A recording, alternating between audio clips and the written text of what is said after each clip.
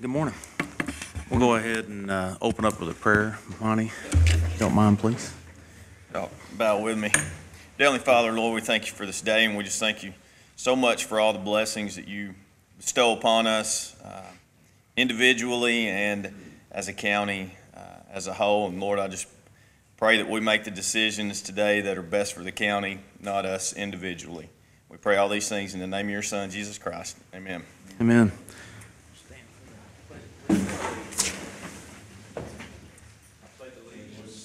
Flag of the United States of America and to the republic for which it stands, one nation, under God, indivisible, with liberty and justice for all.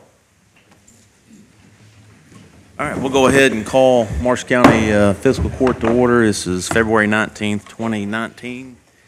Under guests, Tim, back here in the back. Come on up, Tim. County Clerk's financial settlement for the calendar year 2019 or 2018. Morning, sir. Morning.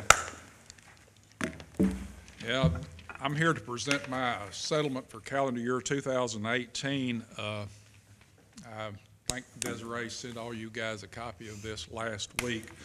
Our receipts this year were $10,249,571.85. Our disbursements were $9,966,025.42, and that left excess fees of $283,546.43. And that's money that goes back to you guys, and I gave Des the check last week, and I'm sure it's been in the bank for a week by now, so I don't have a check to present, but it was presented last week. And I think I'll need a motion to accept this subject to audit so that my auditors can see that you guys accepted this. Okay. Move we accept the report subject to audit. Second. All those in favor say aye. Aye. Any opposed? Motion carries. One other thing I wanted to talk about, and it's something that I've talked to the judge about previously in the prior court. I think in December of 17 I talked about it. Something that concerns us somewhat.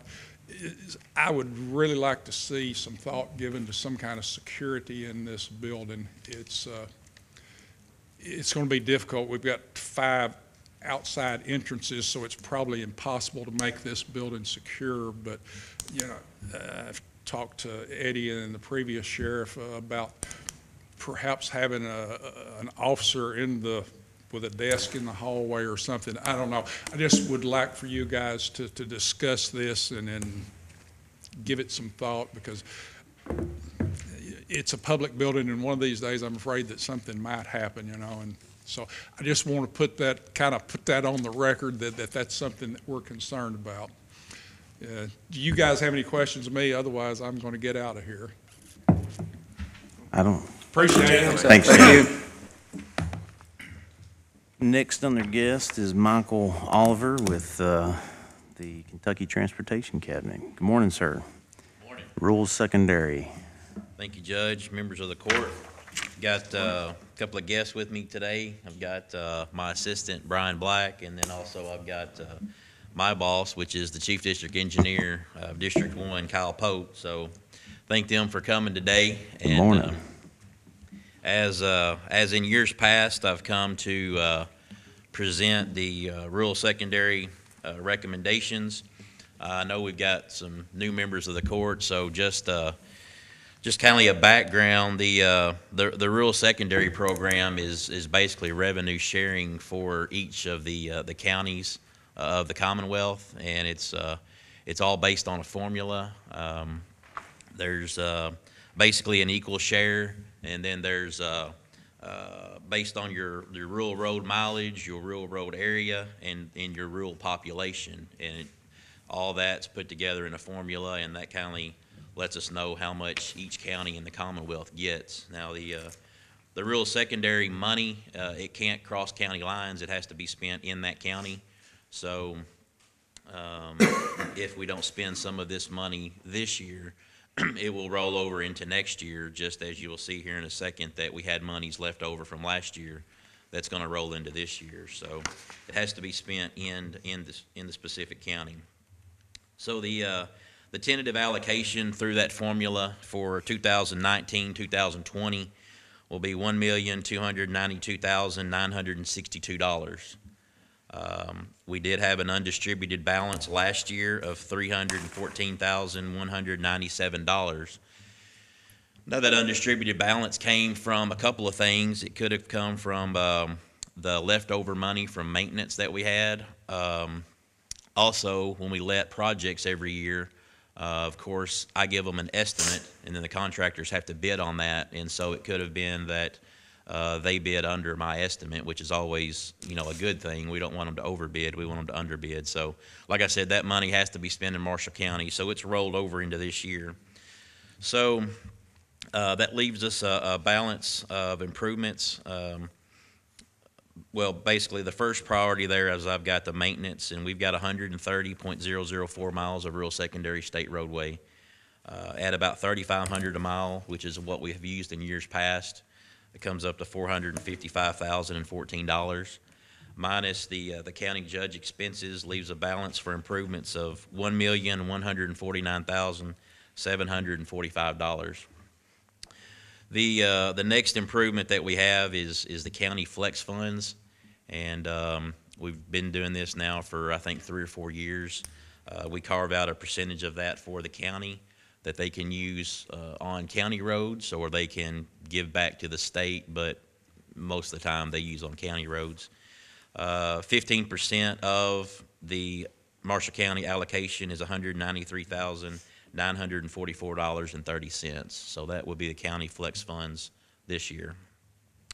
The next improvement that we have is Kentucky 1949 Wadesboro Road from Kentucky 408 to the Graves County line at $277,000. That's about 2.9 miles of resurfacing. Jackson School Road, Kentucky 2606 from the 402 0 mile marker to the Kentucky 58, which is at the 4.3. That's about 4.3 miles of resurfacing at a cost of $383,000. And then we've got Kentucky 1396, which is George Clark Road, the south end of it, which is the state portion, starting at Kentucky 795 and extending to US 68, which is about 2.4 miles at a cost of $190,000. And then we've got a placeholder there for miscellaneous asphalt patching, buying aggregate rock, pipe replacements and stuff like that at about $100,000, which brings the total to about 9.79 miles of resurfacing out of the rural secondary fund this year. On the back, I have a map that shows where each of these roads are. There's also a couple of other projects on here that are from different pots of money, but that will also be going on in Marshall County that I wanted to bring to the court's attention. We have a bridge on 1949 that is currently closed, and it will be part of this the Bridging Kentucky program. So it'll be let later on this fall. Then we also have Kentucky 299, which starts at the Callaway County line and extends to Kentucky 402. I think it's around 1.5 miles. That will also be paved through FDO5 funding. And then also here in the city of Benton, we have US 641 Main and Poplar, basically starting at the 5th Street and going down to the bridge there by the old Lovett Park, and be doing Main and Poplar both. We'll be doing a rehab on that, and that should be in the August letting, so that'll be happening this fall as well. Then also we've got 5th Street. We should finish that up this fall as well. That's another project that's going on. So a lot of projects going on in Marshall County, but that's always a good thing, a sign of growth. So any questions about the funding or any of those other projects or any other projects? When did you say Main and Poplar?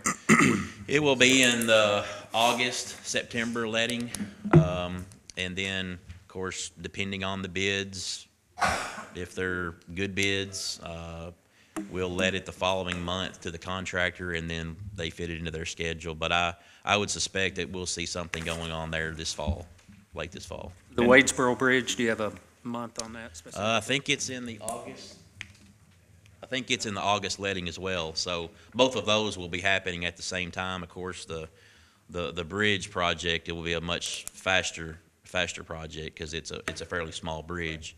But it will be probably in the September would be my guess. Time frame is when that'll happen, and we'll try to work it out with. I know there's some. It's currently closed right now, so we'll try to. Yeah, we'll. I know we've had a lot of. Locals wanting us to hurry up and get that open. So as soon as we get that contract in my office, we'll get with the contractor to try to fast track that if we can. So the maintenance piece of that, you just put a per mile, and I mean Right. so that's not something that you keep up with necessarily. Where if it goes over that, I mean, are you? Well, what we do is historically, based on the last 10 or so years, we pretty well know based on our labor costs, our personnel costs, and kind of gas prices, stuff like that. We kind of know what our operating costs are going to be, and that's $3,500 per mile is conservative, and that helps pay for snow and ice, mowing, striping, anything to do on the rural secondary portion of the roadway. And we're pretty comfortable that $3,500 is a good number. In fact, that's probably where a lot of the undistributed balance comes in. But we try to be conservative with that number because you never know when another ice storm or something like that's going to hit. So we try to inflate that number a little bit to cover, because we definitely don't want to blow that number. We don't want to go over that, because then we'll start pulling away from some of these paving projects That's what I was going to say is, Yeah. so it is something that you keep up with Right. and decrease over the years, so that if we're at November, or well, not November, which is July through, but Right. that it could take away from Yeah. some of these if we have a big event. Right, and what happens, which that is not going to happen, because normally what we Yeah. do is we'll get this money July 1, and they're going to go ahead and probably the next couple of months they're going to go ahead and let these projects they'll go ahead and bid them out. So we'll know come July 1 what the cost is going to be. They'll go ahead and take that money out, and then we'll know what our operating cost is for the rest of the year. So it's not like we do our operating cost and then whatever's left over we pave. We kind of do that first, and then we do that secondary. So Gotcha. Okay. but we're very confident that number is a good number. Michael, I've got a few things. I like the map. We update this on our county webpage, so folks are going to be able to go to it and see it. Okay. So I do like that.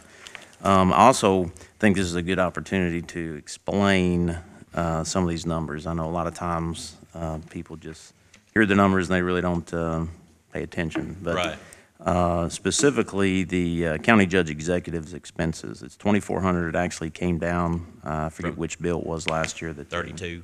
Yeah, that they it used to be reduced it. 32. But, for the people that watch the fiscal court meeting, this is the time when you come annually with these funds and you outline where we get them, how we spend them. This is controlled at the state level. That's correct. If that amount is to be changed, that's your legislatures that have to change that amount. The judge executive, this governing body, has no control over those funds. So I think that's a good opportunity today to explain that, because there was a lot of confusion on those dollars. But it's outlined in this report that is annually done by the Transportation Cabinet, so I appreciate that. The other thing is, while you guys are here, we already had on the agenda, what we wanted to do is pull up the bridging across Kentucky so that folks that are watching can actually go to this webpage. And especially those that are affected out there in the area where the bridge is closed. Right. So while you're here, we'll go ahead, if there's any questions that anybody has, maybe you guys can answer it, but we'll jump down to the agenda. I think it's correspondence E. So Brad, do you want to give out the webpage and just walk people through it? So we're just going to show people that are in the community that want to know what bridges. I think there's about 6 that are in our county over the 6-year period. Right now, yeah. Yeah. Yes. Okay. You start over. No, just, we'll have So- this information. Yeah. For the citizens to be able to access. Because I know you guys are getting phone calls, and we give this information out. We just talked about it, yesterday in the shift meeting, with, the mayors, as far as, the bridges. So, yeah, if you go to the Kentucky Department of Transportation and then go to Data Mart and then Bridges, you can get to this portal and then drill it down by county, and you can, it shows all the ones that are, I guess, on the, like, project lists. That's right. For the county specifically. And it's got, it's got, the funding available, so it's a 6-year window, that bridges are gonna be rehabbed or during that time in our county, and you can click on that to see, the progress on that, as far as the funding for it. One of them's already saying that it's, partially funded for this fall, for the next fiscal year, so. So we just wanted to share that because, with the citizens, because I know we get quite a few phone calls, about those bridges, and we try to keep that communication open. So. Yeah, and what I will add is, since we're discussing the rural secondary, is one thing I didn't mention is, a lot of times, whether the commissioners or myself will get a call after we present these, and they'll want to know why we picked, for instance, Kentucky 1949 and why we're not paving US 68. Well, this is a rural secondary fund, and there are certain roads in Marshall County and in every county of the Commonwealth that are classified as rural secondary roads. Those are the only roads that the rural secondary monies can be spent on. So even though we have, a section of US 68 or US 641 or whatever that may indeed be worse than Wadesboro or Jackson School Road, those are state primary, state secondary roads, and we can't spend rural secondary funds on those roads. And so that comes out of a different pot of money. So I just wanted to make that clear, that I'm not saying that these are the 3 worst roads in Marshall County. Right. These are the 3 worst rural secondary roads in Marshall County. So. Right. That's a great point. Well, thank you. Always informative. I appreciate it. All right. Any questions? I think we're good. Thank you. Yeah, if you would, that'd be great. Thanks, Kyle. So to expand on the Bridge of Kentucky program, it is 1,000 bridges statewide over the next 6 years. It's roughly a $700 million contract or outlay of money. It's federally funded. What we're finding so far is a lot of these bridges have started to be let across the state as they're coming in under budget, so it's actually letting the state expand on the 1,000 bridges. So when it's all said and done, theoretically we may end up with close to 1,100 bridges statewide. District 1 ranks second in the entire state for the most bridges, both county, state level. So we're going to have our fair share of bridges on our end. I would say roughly 100 to 120 bridges will be undertaken in this particular program over the next 6 years here in District 1, which is our 12 counties. So the way the process works, as the judge alluded to, it's over a 6-year process, so they fund about 1/3 of the bridges every biennium, every 2 years. So currently through the end of this fiscal year, they'll have roughly 330 to 350 bridges funded, and then the next biennium be another 330 to 350, and then the final amount in the last 2 years. But again, as I said, when those bridges, as we continue to let these bridges and they come in cheaper, then we're expanding the list of the next set of bridges that fall in the tier of below a scale of 7, technically. 7 or higher is what we rate a bridge to be sufficient. So anyhow, that's how they rank these. To expand on the bridge here in Marshall County that's going to let later in the year, one of the reasons why it kind of got held until later this summer was because whenever this Bridge in Kentucky mechanism came into place, it fell in prime position to be funded through that program. So then we started to isolate out bridges that could fall into that program so that we didn't take our state funds. So it somewhat kicked it down the road a little bit, but it was so that we could totally obligate these Bridge in Kentucky funds to it. But anyway, so that's kind of the gist of the program. I think there's actually a website in addition. It's bridgingky.gov that you can go to in addition to coming through our transportation website. Yeah, that's where you're at now. Yeah, and so then you can drill in and select what county you're in, and you can see all the bridges highlighted on a map. Then I think it has a list there, yeah, where it tells whenever it's going to be scheduled to be let tentatively. So anyhow, that's kind of the gist of the program.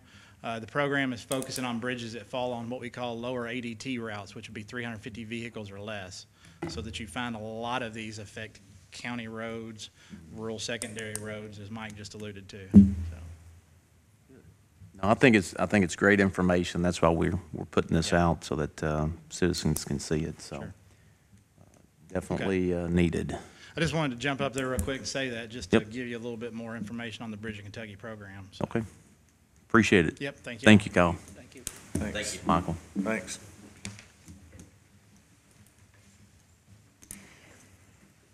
Let's see.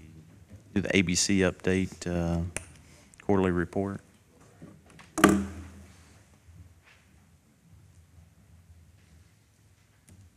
guys have that in front of you.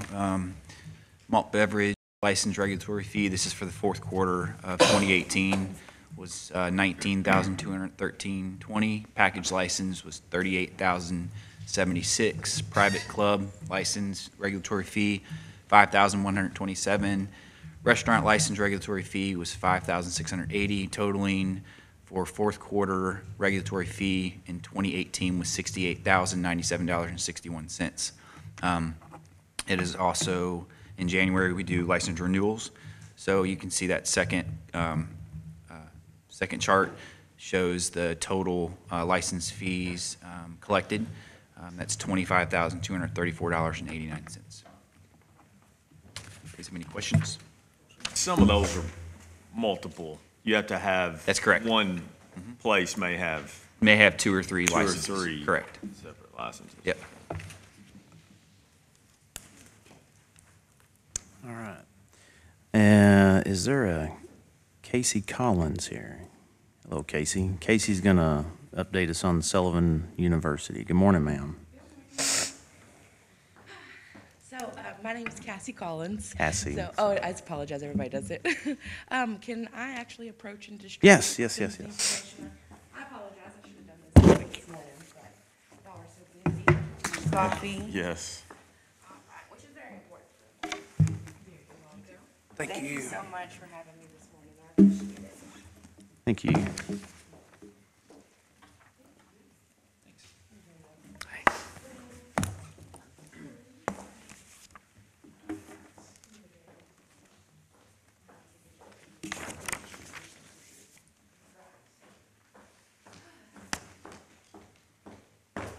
So, we are so honored to be a part of this Jackson Purchase region. Sullivan is mainly known for the Louisville and Lexington campuses that we have. They're real big. You know, we're accredited just as much as we are as Murray State, UK, U of L, WKU, things along those lines.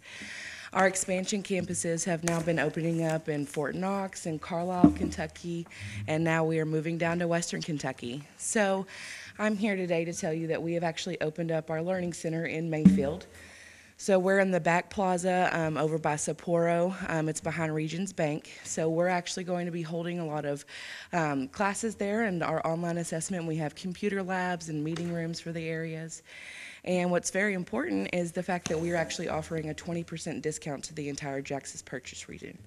So that means that anybody within our 8 counties is going to be able to, you know, come in for an online classes and any kind of assessments with our admissions counselors, and then being able to move forward. And we're actually going to have professors later on that are going to be coming to our campus for different kinds of programs.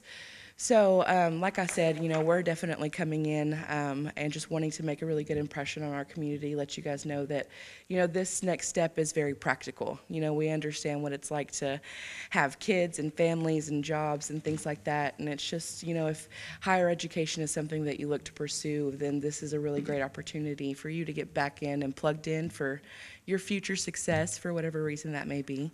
But we do offer certificates, associates, bachelor's, and master's programs here at our Learning Center, and then actually doctorate programs, but those are actually served in Louisville and Lexington. So there's definitely a lot to be discovered, and we are just starting up. We're working on a trimester schedule as of right now, but we are submitting some information to the board and to our committees to go into like how most other people are doing and dividing it into 2 semesters. So that's how we're operating right now. But like I said, that 20% discount really does help out a whole lot. And so that is actually me. I'm the administrative assistant, so I'm really holding down a whole lot of the fort. So we're actually opening up a lot of our classrooms as well to community members. So if anybody ever needs meeting spaces for any kind of civic organization or events, we actually rent our building for free. So it's a good way to get the community plugged in and know that we're here to support you just as much as we hope to feel that in return. So we want to be able to make an impact here, make it our home, because you guys have always been so welcoming. So. And then I wanted to see if anybody had questions. I know it's a lot to throw at you, but I'm happy to answer anything. And then I put some of our contact information in there. I didn't have any of my business cards, but Cassie Collins, ccollins@sullivan.edu, same as what Wendy's is there. So. And folks can start contacting now if they choose. Yes, absolutely. So, like online enrollment will start March 1st. But if anybody needs help with FAFSA, so getting set up with financial aid, things along those lines, and if you'd like to speak with an admissions counselor, I would be actually there to sit down and go through the course catalog with you and kind of get an idea as to what those classes are going to look like for you. Always better to be prepared instead of waiting on that day just to kind of jump in and feel a little overwhelmed. So we're here to create a path that's comfortable and it's on the road to success for a higher education purpose, but also for better career-driven opportunities. So. And we've got, this will be uploaded on our webpage as well, so. Awesome. I appreciate another way that. to get the information out.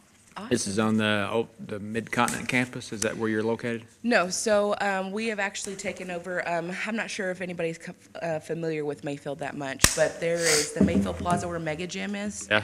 So back in that part, Mega Gym, Southern Charm, in that very back corner where the cosmetology school is, and then Sapporo Hibachi and Grill, we're right there in that corner. So I think it used to be a telemarketing company beforehand. So, and that was the biggest purpose for us taking that area, because we do kind of want to disassociate from Mid-Continent. You know, I think that put a bad taste in the region's mouth for a little bit. You know, and it scars a little bit, but we want to come back and just be completely genuine and authentic, because we do have the accreditation, and it's been there since the early 1920s, so it's been there and it's growing, and we're super excited to have a new place mark here. All right. Any questions? Any questions? Thank you all Thank you. so much. Thank you. Thanks. You were so lovely to talk to. I appreciate it. And if y'all need anything, just reach out to me. I do have a meeting right after this, so if you don't mind, I'll skitty out of here. All right, thank you. Thank you. Thanks. Next on their guest, Jonathan Smith with the sanitation update. We had a special emergency call meeting, so he's going to give us an update on that. Yes, sir. Good morning, Judge, Morning. Commissioners, members of the Morning. court. Just going to kind of give you all an update of what's going on in our sanitation district. We did have an emergency call meeting. We did have an issue with equipment at the plant to where we had a control board go out that we thought went out, and we had to get emergency replacement to get shipped in. However, we're calling to let the court know that we did not actually need it. Brought a gentleman with me, Chris Grooms, with Rick's Electric out of Mayfield. He actually came to the plant, looked into it, done some things, and got the plant back up and running. So we actually sent the board back. We actually didn't need that, but they did rebill us for labor and shipping on a Saturday that we're kind of disputing on that, but I'll get a copy of that to Emily and I'll talk to her about it. And while he was there, I had him price a new PLC system for the plant. Now, everybody's wondering, we got all this new expansion going into the county, but we're still having some issues with the plant. There was a lot of things that were originally cut out of the plant design that could drastically affect our expansion, what we're going into now. And I just went ahead, for the court's purposes, printed off copies of this, so y'all can kind of look through it for your own information. Chris is here to answer any questions that y'all may have. Thank you. It's kind of a whole brand new system that will actually, he come in and looked at it and he's like, one of the first things he says is, how in the world does this thing operate? Because there's just such a mess, and anybody that's been to the plant and looked into the cabinet can understand that. Well, with this new expansion, we're taking in more flow. Well, in doing this can cause, with this new expansion, can actually cause some effects happening at the plant is what we're seeing. So this will kind of outline what they're looking at to replacing. It's getting rid of that PLC system that's there now that's never actually worked and replacing it with an Allen Bradley system. And that the final cost is on the back page of that in this list of everything that they're going to replace. One of the big things that they're doing is there's actually going to be able to monitor their plant without actually being there. He says that one of the big things that they're going to be able to do is actually send alerts and alarms will be sent to the operator's cell phone. So if there's problems at the plant, then he'll be notified then and there instead of coming in on a Monday morning and then operating on the weekend and finding that we've had a lot of things that have gone wrong. So when an issue comes in and there, an alert will be sent to Lindell and he'll actually know what's going on at the plant and can actually on his smartphone dial in and look into it and see how it's operating. So in moving forward, we're actually going from a low-end system and going to a higher with a lot more features that we'll actually be able to monitor with our new expansion going online. And if you have any questions for Chris, he's here to answer them about this as far as what all of it's going to entail. I know Lindell had mentioned the Allen Bradley was a better system than what we've got. We have got a COYO system, which everybody that I have talked to has said that they've never actually worked right. It's kind of a low-end, cheap system that's designed to be put in there, and it's not designed to do that many functions. Chris can kind of outline that better as far as, you know, because they're doing work for North Marshall Water, Jonathan Creek, and the city of Benton. And they've actually worked on our new expansion project now, working with MERCO, getting these new lift stations online. And the Allen Bradley is a top-of-the-line system. And as a matter of fact, he got in there and looked and said that there's a lot of things that are in that cabinet that are not needed.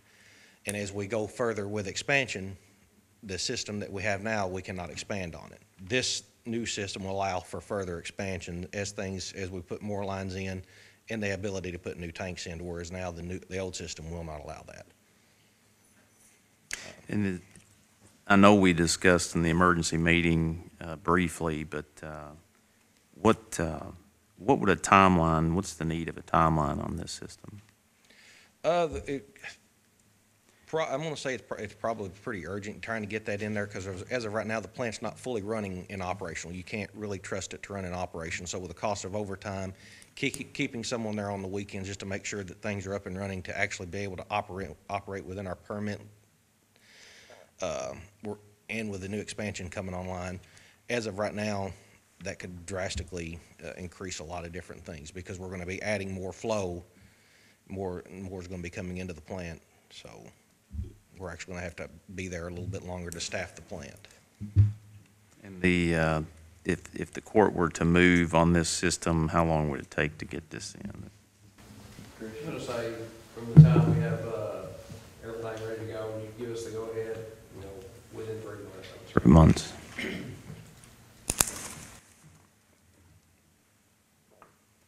How much expansion room, and is that based on additional tanks, or what's that based on as far as the system being able to accommodate?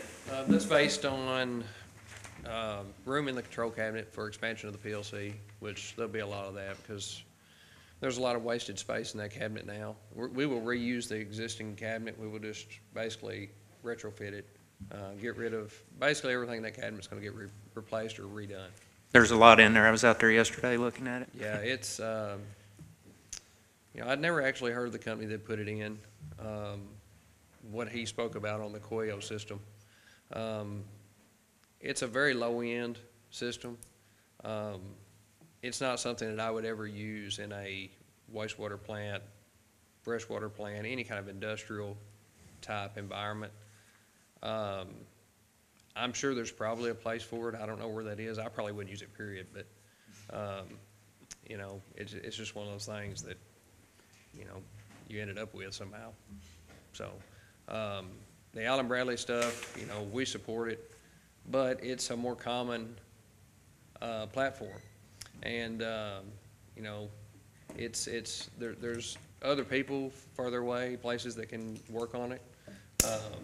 You know, the thing that I told Jonathan and these guys, you know, we want you to call us because we do a good job for you and we take care of you. We don't want you to be handcuffed to us because we've sold you something that we're the only ones that can work on. And it's an open platform.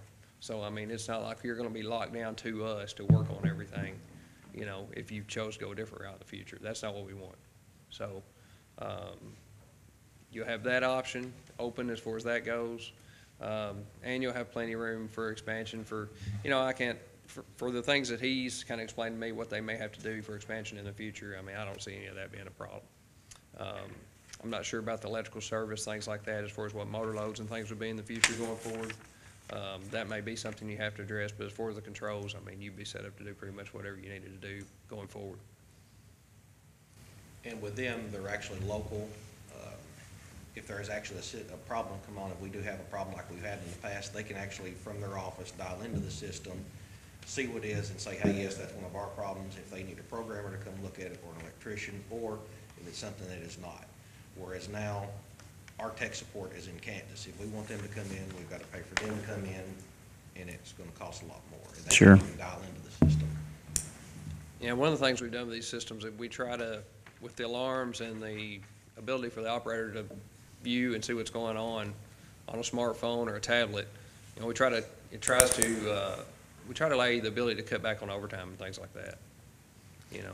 And that would allow, just briefly looking at this, would that allow you, Jonathan, and Lendl to, where you're currently located in the building, to access what's going on? Yeah, he's actually going to be, instead of moving the whole cabinet up, Okay. he's going to move the monitor up there to where you can actually monitor in the office everything that's going on in there, and they're going to put our flow meters, instead of them being separate, they're actually going to be in on the viewing too. So we can Okay. actually monitor everything there from a smartphone or a tablet in the office. So that it's going to be greatly increase of what we got now. Because I remember some time ago, it was discussed to move the electric. There was a lot of thought into getting that into the building, but this seems like you're bypassing a lot of Yeah. unneeded cost and stuff. We've already got a conduit run from the building up to the office, so it would just be pulling the conduit through and then them installing their rack, Okay. monitor and all that. It's all there and ready to go. Okay. I appreciate the honesty. We need to know what we got. Yeah. So I I hate appreciate to that. tell someone that, but, Is there any kind of warranty on a new system? yeah, I mean, we'll support it for a year. I mean, Allen Bradley on their products, they're gonna support everything for a year. Okay, great. You know, anything that's, you know, our fault, if there's anything comes up, I mean, we're gonna take care of it for a year. And then anything after that, I mean, we're up the road, so I mean, you know, it's not like we're far away. You get in our ear and we're gonna come and we're gonna take care of it. I mean, that's how we've kind of, you know, I think we have a really good reputation around here. We worked in a lot of water districts and wastewater from, you know, the western tip of Kentucky all the way up to Greenville, Madisonville, North Hopkins. And I think that the reason why, you know, we do that is because we take care of people once we get in and start working for them. And, you know, support's kind of your biggest thing. A lot of these people from out of town is, you know, they want to come in on the initial install, get that done, take care of it for what they have to for that year, which is most common in any kind of construction as far as what they have to stand behind it, and then they don't want to hear from you again. So, you know, that's kind of how we like to look at it. You know, we're here and, you know, we want to stay involved with it and be your go-to going forward. Right. As far as the information that we discussed in the emergency meeting, with that information, the PLC, it was something that was identified that was going to have to be done throughout the phases of the work. We managed to work for the past 3 years without it failing like it has now. So we're in a position where I think we're at that point. Because of the cost, we would have to bid this out. So, I mean, if there's not any other discussions or questions, I would like to see the court move to bid this out. That way we can receive bids, and then we can have further discussion on this. Because I know you guys have a time-sensitive issue. With it moving forward with this expansion and the possibility of future expansions down the line, what we're running into with the plant is we're operating within our permit, but we're having to do it all with someone there, staff. Manually, yeah. Working it. He fixed the SBR control board on it, but it's still not fully functioning and automatic. He says it's not something you can trust. You gotta have somebody there with it. So if something did go down, we're not having a problem going outline of our permit. Yeah. Because we just got back into permit, we definitely want to make sure that we're operating within our permit. Yeah. I understand, and I think we got rain in the forecast tonight. Address Yeah. what we got coming in. I'll make a motion, we put this out for bids. Is there a second? Second that motion. All those in favor say aye. Aye. Any opposed? Motion carries. You said something about aye and aye. Thank you, Chris. Thank Yeah, you. just going to kind of give the court an update of what we got going forward in. Of course, we've got this expansion and moving forward in, but we're seeing more and more problems coming in. It seems like when we get one problem fixed, we're finding another one. And the problem that we've got now is we've had I can guess we can say, a very, very wet year, which is because we've had a lot of rain, a lot of snowfall, and that's cost our I&I problem to go out through the roof. And what I'm saying by that is we're getting a lot of infiltration and inflow, meaning we're a 150,000 gallon a day facility, but on heavy rain events like we're fixing to go into where they're calling 5 to 7 inches of rain, we're going to be having 400,000 gallons of water coming into the plant. Now, that's quite a bit. And what happens is that's water that we're not being able, our pumps cannot keep up with it. We're actually having to stay there and man the pumps because they get clogged up because we don't have any sort of preventative maintenance equipment like a bar screen or a drip pit. So what's in these lift stations is being washed into the plant. And usually about 3 times a week, we're having to shut them down, take them apart, and pull all the tiles and everything that's in them out of them. And we've got photos and everything that will be more than happy to send you of what's up in these pumps. And we're digging out wads of pretty much of tiles and just solid waste that's coming into the system, pulling them out, putting in a bucket, and then disposing of it. And what we're looking at is just some issues to try to kind of alleviate this. And moving forward, you know, we got an expansion, but we've also got an existing system to maintain. And that is with our water jetter. We're trying to get that thing up and running. We're about $10,000 from getting it completed so that we can isolate where our heavy inflow, where our busted lines are, because we know we've got busted lines. We're needing a camera system so that we can actually be able to put a camera into this after we clean the lines out, find the problems, mark them, and the camera system's going to run right around $8,000. And then we're, on top of that, the labor and cost. Just dealing rough estimates from Merco, you're looking at, for labor for one operator, 2 laborers and equipment, it's $250 an hour plus materials. And then right now that we know, we've at least got 3 lift stations that are in need of repair or replacement. That when you go out and you're seeing these heavy rain events, the water is just pouring into the system, it's blowing out the system, and it's causing major havoc on the plant because we spent all this money to get the plant back up into compliance, but then we're having to fix the problems of years past of there never being any sort of preventative type of maintenance to protect these plants, to protect the plant and to protect the pumps. And right now we're looking into, and to do that, we're needing a bar screen and an actual grit pit in there to keep the rock and debris and the solid waste from actually going into the pumps. Because right now we have grinder pumps in place and they're needing to be they're actually wore out. They're a year old and they're actually wore out because of all the debris and everything that's been washed up in them, the rocks, the towels, anything that you can think of that can go down into a drain, we pull out of these things, and it's actually damaged them. And their actual repair cost on them is $4,000 versus replacement, but for brand new pumps is $5,000. It's a little over $5,000 to actually replace them. So that's what we're moving forward and trying to see what we need to do. And then, like I said, we've got a lot of different issues with manholes in the system that need to be replaced. They haven't been resealed. They were never sealed to begin with.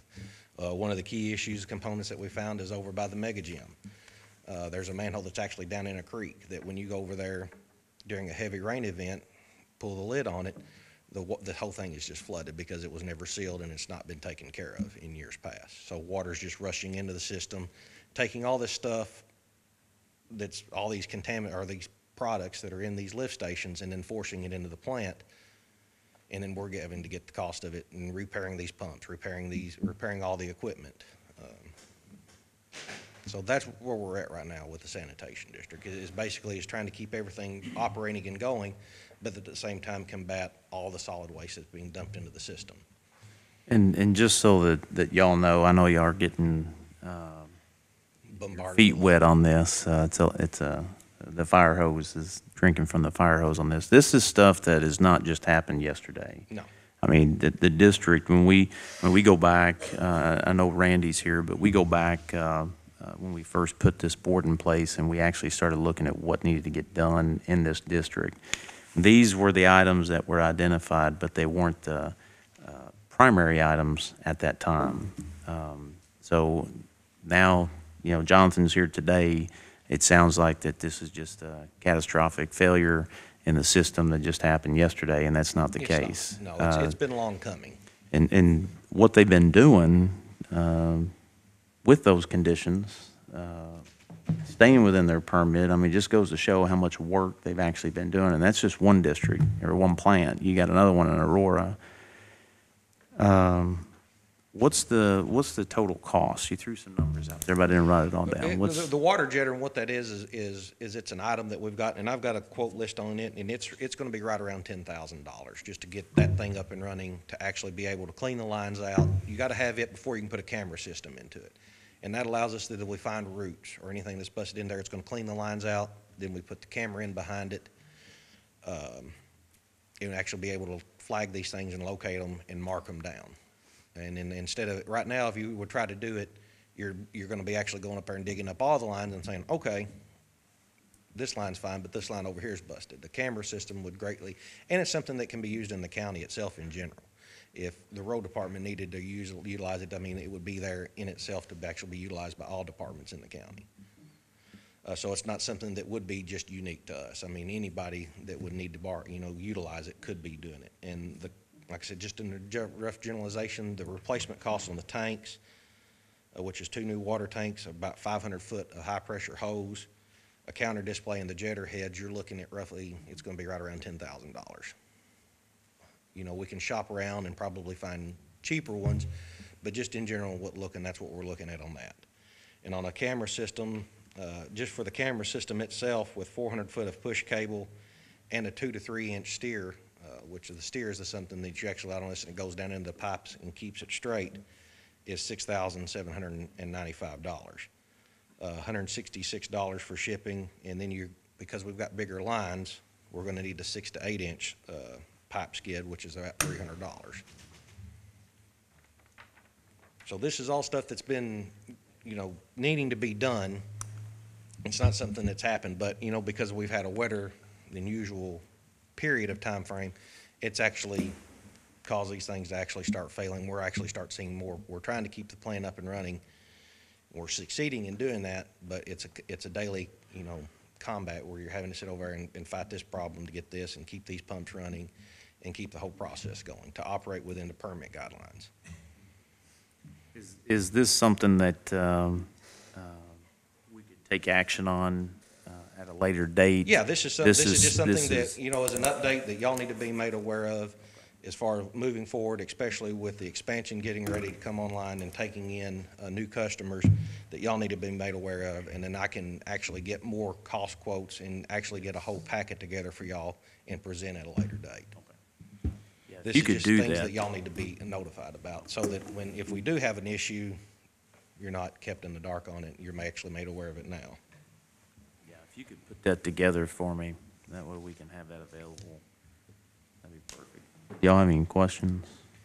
Jonathan, that bar screen, if I understood that correct, that would catch everything pretty much. It's coming in, it's causing you so much problem with the pumps and having to rebuild and clean the pumps out. What that would do is actually allow us to actually catch the material. We would clean it out twice a day instead of all this stuff coming in and hitting the pumps, getting tangled up into that. That screen would actually catch it. We've got a makeshift one made now, and it catches some of it. We homemade and made one. But it's not catching everything because it just sits in there over a pipe, and as the water flows and as we get higher amounts of flows, it moves it around. So, I mean, we're trying to make do with what we got, but that bar screen and actually in place prior to the influent chamber would actually catch everything coming in. Court, if I can jump in here. Yes, sir. About this bar screen, the design of this SBR system plant was, original design was with a bar screen and a grit chamber. That is a big part of, it's like the heart of this SBR system. It, and this, the project come up, I think the bid was higher than what they had money to spend, so they, in 08, they just started cutting back, and the bar screen and the grit pit was the area that they cut. And you know, I've been there now for 2.5 years, and I've seen what this, it's just garbage. It's just things that people throws down the toilets that shouldn't be thrown down the toilet, and it winds up in our influent chamber, our grinder pumps. The grinder pumps are not really, they can't really deal with all this, and that's a really bad needed item there at the plant, is this bar screen and grit. And also the I&I problems, you know, I've seen them over the last 2 or 3 years, and are the problem, and we know about where the main problems are, but we just need to be able to camera these pipes and tell our contractors to dig here. Because I've been in on quite a bit of camera work before, and you can see right where the water is coming into these pipes. You can see the damaged pipes, so that would help greatly. We're just getting, you know, with these massive rains that we've been getting, we're just getting so much water. It's wearing our pumps. The grit in the influent chambers is wearing the cutter heads on these grinders. They're getting clogged up, and it's just it's costly. You know, it's everything in the sewer system is costly, big expense. Well, we want to protect our assets too. Yeah, Right. we do. And that's one where the main lift station, these pumps that we just put in, the new ones, what is about 3 times a week, we're having to actually shut them down, take them apart, clean them up to keep the bearings from breaking out on them. And that was just one. The main lift station, actually the new one over on 641, the pumps in it are $15,000. So these pumps are very expensive, and we want to protect them as much as possible and keep them in service as long as possible. Well, I appreciate it. If y'all don't have any more questions, definitely get that list prepared, and the cost, we'll be discussing that later. All right. Thank you very much, Judge. Thank you. Appreciate it. Under correspondence, nuisance board appointment, under our nuisance ordinance, we actually partnered with the city of Hardin, and let's see, where's the city of Hardin. They have an appointment, and they appointed Ronald Schaefer. And that was, I guess, the last city council? Yes, Judge. Okay, so Ronald Schaefer is the Hardin appointed member, and we'll make that noted on the record so that he's identified. Now, Bill Fletcher's already got his contact info, so Bill and Coy and Ronald are the 3 members on that nuisance board. So that's just Carolyn Johnson was the member, and she's now a city council member. So okay. Yep. Created a vacancy. So Ronald Schaefer will fill that vacancy. Budget workshop scheduled for February 22nd, this Friday at 8:30 a.m.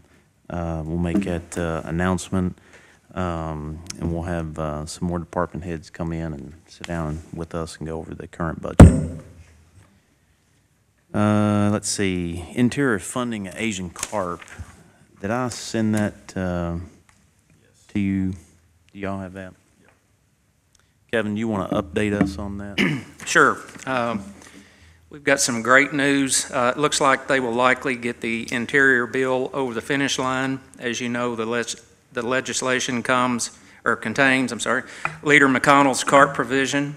Specifically, it has $11 million, a $600,000 increase. $2 million of this money is expressly directed to support contract fishing and deterrence to exportate the carp. This is new. Kentucky and Barkley Lakes are expressly mentioned as areas U.S. Fish should focus these efforts on. That is great news. Ultimately, I think the solution's going to come from the commercial fishermen on this, as well as maybe getting some new avenues for the fish to be sold, whether it be fertilizer, pet food, et cetera. That's some things we're going to be looking at. And I know you're looking at trying to get some public information for folks in our community. Yes. We're going to have a public meeting sometime in the future. I've reached out to Judge Executive Wade White at Lyon County and waiting to hear back from him. I'd like to meet with him and get up to speed on this. Okay. And we can possibly get a tour set up for the three of you with Angie. That's really the only processor in our area to go out and look. She'll feed you too. She will feed you. Carp. Cool. It's good. But you can go out and look at her facility and see her operation. That's good information. Thank you, sir. Morgan, tell the senator we said thanks. Let's see. Correspondence. This is an update on our multi-facility build. It's a letter that, let me just read this. It's easier just to read it to update the folks on the correspondence from RBS. Dear Mr. Martin, Steve Martin is with RBS Design. They are the ones designing our multi-facility. The plans on the above referenced project have been reviewed on the provisions of the 2013 KBC. This letter is granting authorization to proceed with construction subject to the following conditions noted on the attached page. This authorization does not release the owner from complying with local planning and zoning requirements. All plumbing installations shall be installed under the supervision of a Kentucky licensed master plumber and be approved and inspected by the state plumbing inspector prior to usage. All HVAC work must be according to the 2012 International Mechanical Code and performed by a Kentucky licensed HVAC contractor. Electrical work must be according to the NFPA 2017 NEC National Electrical Code. All electrical work must be performed by a Kentucky licensed electrical contractor who employs at least one Kentucky licensed master electrician. Electrical work must be inspected and approved by the Morris County Electrical Inspector as of July 15, 1990, in accordance with KRS 198B06, subsection 10. All applicants for a building permit must secure workers' compensation insurance and unemployment insurance. Any item not picked up on in the review will not prevent or relieve the contractor from complying with code requirements. Changes made during construction to the approved documents must be agreed to and approved by this office. It is the responsibility of the permit holder or their authorized agents to notify the inspector when work is ready for inspection. The building official nor the governing jurisdiction is liable for the expense entailed in the removal or replacement of any material required to allow inspection. A final inspection shall be made. A certificate of occupancy issued by this office before this facility may be occupied or used. If work is not started within 6 months of the date of this letter, or if the work is stopped for a period of 6 months, authorization to construct will be null and void. If you have any questions or require additional information, please contact me or this office. And that's Larry Spears, the building official. This is dated February 13th, 2019. So that starts the 6-month requirement. Plan review notes. This review is for the revised plans received on January 6, 2019 for the new Marsh County E911 call center and multiple purpose building. The proposed building is a 9,904 square foot, approximately 23 feet 6 foot in height, of type 2B construction. The occupancy of the structure is mixed use separated. That includes business B, factory F1, and storage S2 occupancies. In order to ensure code compliance, the following comments have been made. 1, once the general contractor has been awarded contract information, must be provided along with documentation to show compliance with KRS 198B06 subsection 10, workers' compensation insurance and unemployment insurance. The general contractor will also provide the name, contract information, the value of the electrical contract, and license numbers for the electrical. 2, in accordance with this section 1704.2 KBC 2013, special inspections are required for this project. Please provide the individual's name or agency that will be conducting the special inspections. Please have all special inspection reports emailed to kcounts@marshcountyky.gov. Upon completion of the special inspections, a final report shall be submitted by the design professional stating all special inspections have been completed and all discrepancies have been corrected.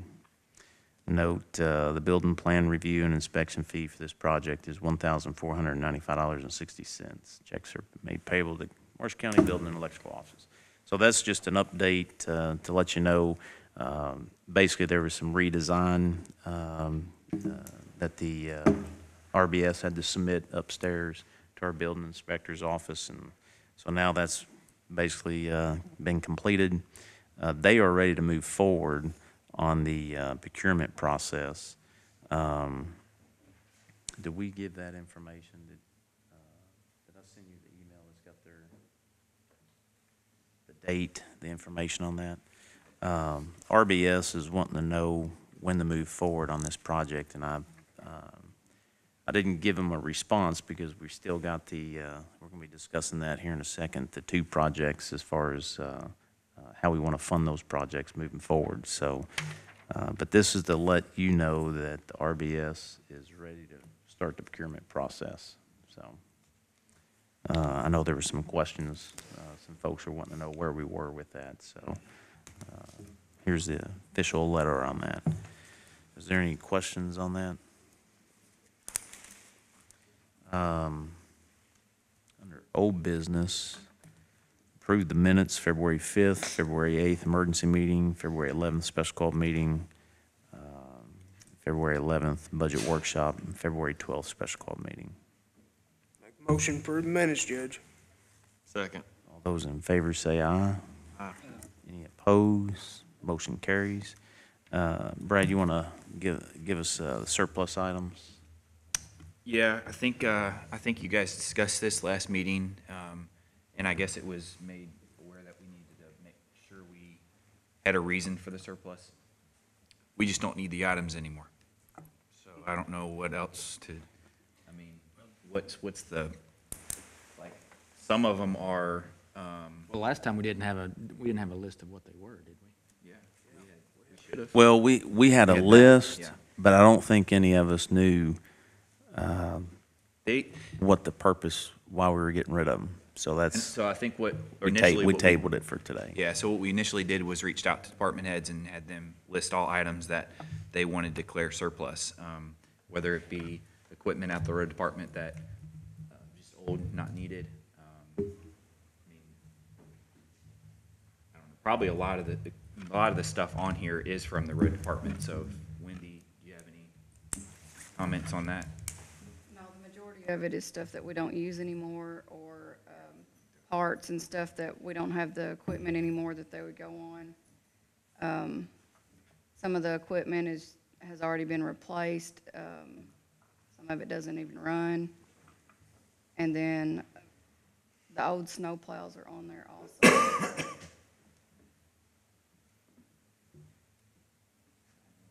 So the park is going to surplus, I think what we're gonna try to do is list them on Gov Deals and see what kind of interest we get from there. And I guess and what we could do is bring, if we do get interest and people start bidding on them, we could bring those bids to you all to see if you wanted to accept those.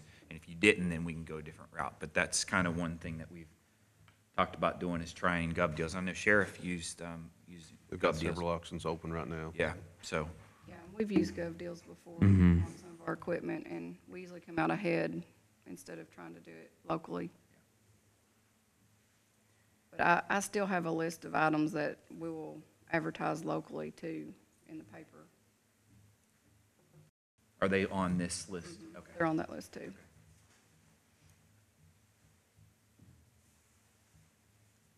So does that justify the reason why we're getting rid of them?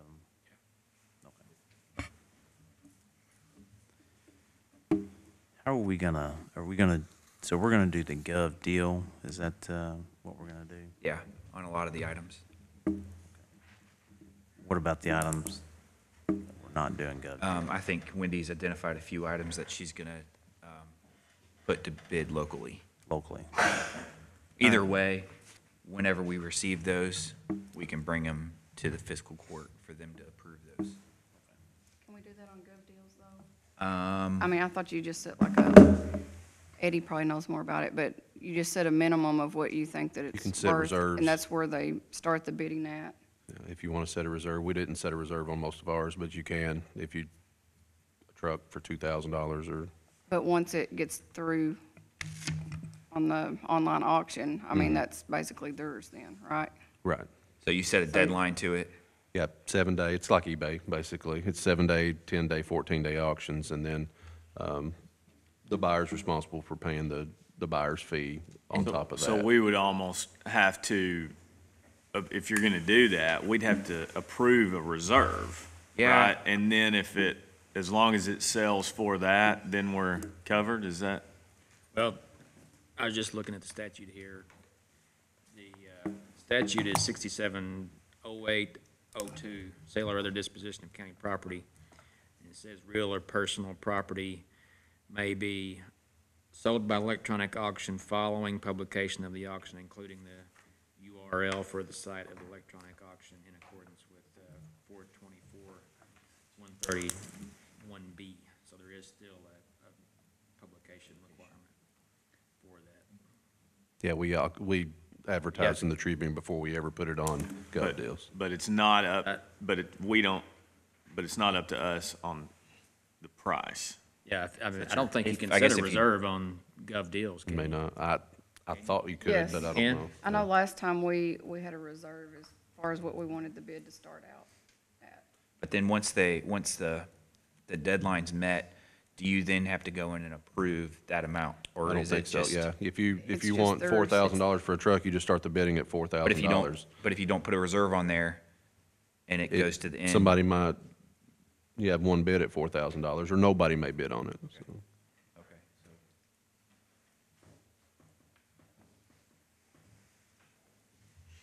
I think last time we tried to do an auction out at the road department, and it was, I mean, it was well attended, but I think it was a little bit of a mess too.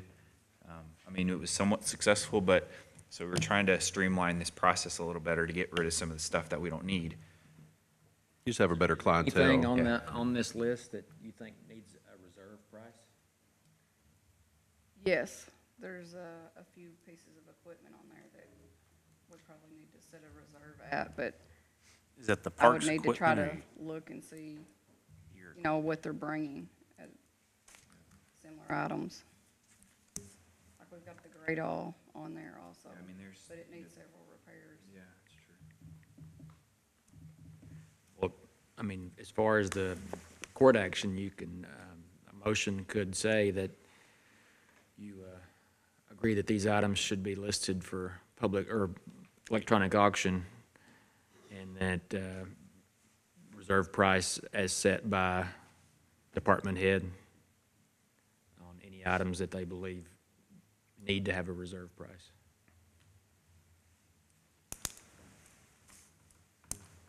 So moved. Is there a second? All those in favor say aye. Aye. Any opposed? Motion carries.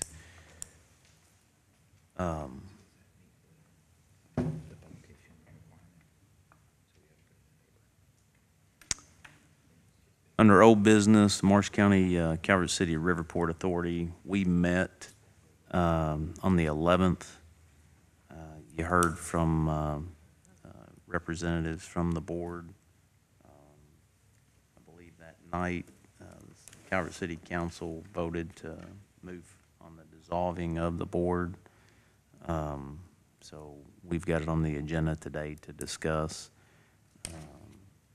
With the information that was heard, is there any action as far as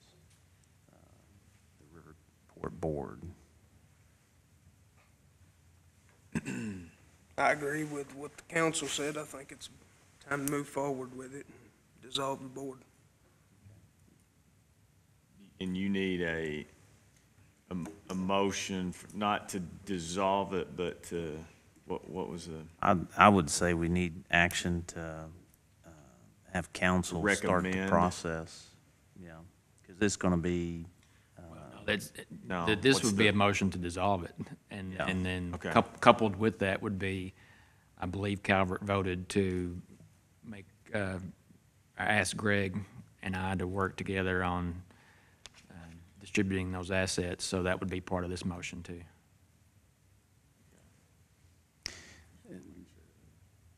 do they have the, I think we've got the accountability of the assets.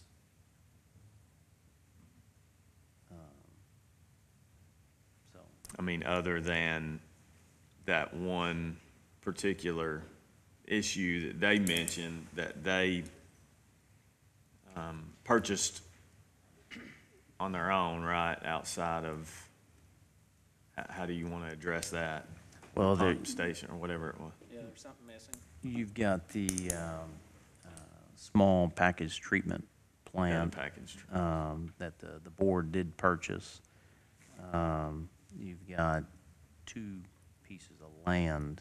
Yeah, I'm just talking about the package treatment. I thought that they had mentioned something within their motion To compensate that, for to that. compensate us Yes, and for well, and that in some manner. I don't know how to. yeah. And Jason, this is regarding the package treatment plant that was purchased by the Riverport Board, but then later sold by the city. Though the amount that it was purchased for or sold, as far as distributing those funds, they're, correct me if I'm wrong, would they be distributed back into the total asset? Or would that total amount be given back to the county? I mean, because they bought the board bought the treatment plant. I mean, it goes back pro rata if you can trace those monies, so. That was my question. We know that it was purchased, but then apparently it was sold. We don't know. Actually, all we have is that we purchased it. The board purchased it, but I don't know who it was sold to, how much money they received. That's something that you're going to have to find out. I'm being told that it was sold to a company for a certain dollar amount, but I don't have any documents on that. Well, Greg and I don't have any authority to say, here's how it's gonna be. We can get together and come up with a proposal, and then it'll be up to the Calvert City Council and this fiscal court to either agree or disagree on the proposed distribution of those assets. Right, but I think what Monty's talking about is that it was in their motion, or they discussed it at the city council, Something that specific. they would reimburse the monies for that waste treatment plant, because they So sold it. that particular action that they took was on their own but affected Correct. the county's position in a negative way, and that they would reimburse us. That's the way that I took it, but. I guess the I question wasn't there is the amount of the reimbursement. Is it half of the initial cost, or is it half of what it was sold for? Right, and that's the information we don't have. We know from the records of the Riverport, we've got the receipt book that shows the purchase amount, but after that, we don't have any, the Riverport has no other documents that shows the sale of that piece of property or asset. So that's something that we have to get from them, because Calvert sold it. So I don't have that document. I mean, when Greg and I meet, we're gonna go over everything, so. Okay. Does that answer your question, Mike? I know it's confusing, but, okay.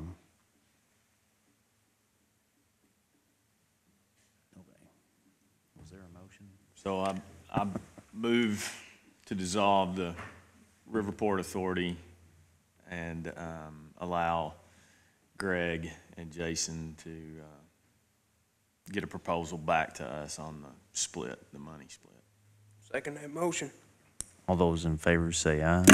Aye. Any opposed? Motion carries. Okay. The next item D under old business project funding discussion on Southwest One and multipurpose facility. First, I see Chad McCann here. Chad, can you come up and give us a timeline on the procurement and where y'all are at as far as Southwest One? Sure. Please. All right. Good morning. Good morning. I'll give you a brief update on where we're at as Rivercrest. We've been tasked and we're under contract currently with the county to do the water and sewer design for supplying the water and sewer services to the Southwest One site. Currently where we're at, and we're completing our final design package right now. We've already met with the city of Benton on a couple of occasions, most recently a couple of weeks ago, to review our alignments for the proposed sewer lines and water lines through the corridors. We anticipate having that design work done and having permits prepared by the end of this month for review.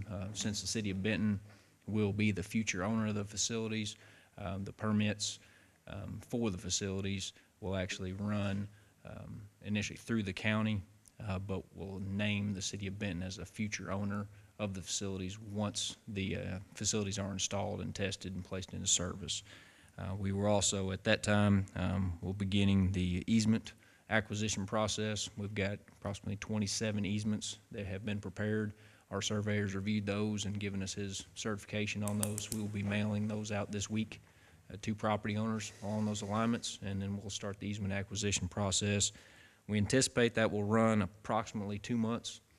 We don't like to run easement acquisition concurrently with procurement for bids, just because of the unknown that you may run into securing easements from private property owners.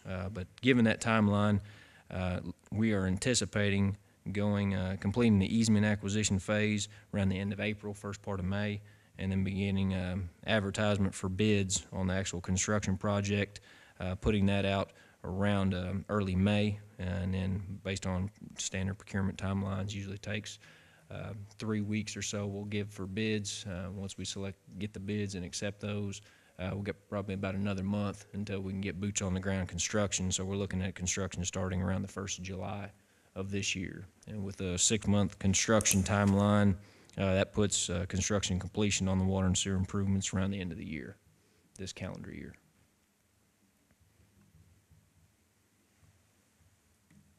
Are there any questions regarding the timeline there? I can go back over those. Chad, if you have any easement issues with landowners, what kind of time frame does that normally add? It's an unknown. We anticipate, 2 months going through the process. Our initial approach is to mail the easement documents to each property owner, and we give them a week or two to mull it over before we start calling them by phone. If we can't reach them by phone, then we'll go door to door and just knock on their door and talk to them about the easements. Informally, we have a 10% rule. If we go after 30 easements, we anticipate 3 of them are going to be a little bit tougher to deal with than the rest of them, and it's going to take a little more effort. Our contract, I think, states that we'll have 3 efforts that we'll provide as far as the easement acquisition process, and after that, we like to get the utility owners involved.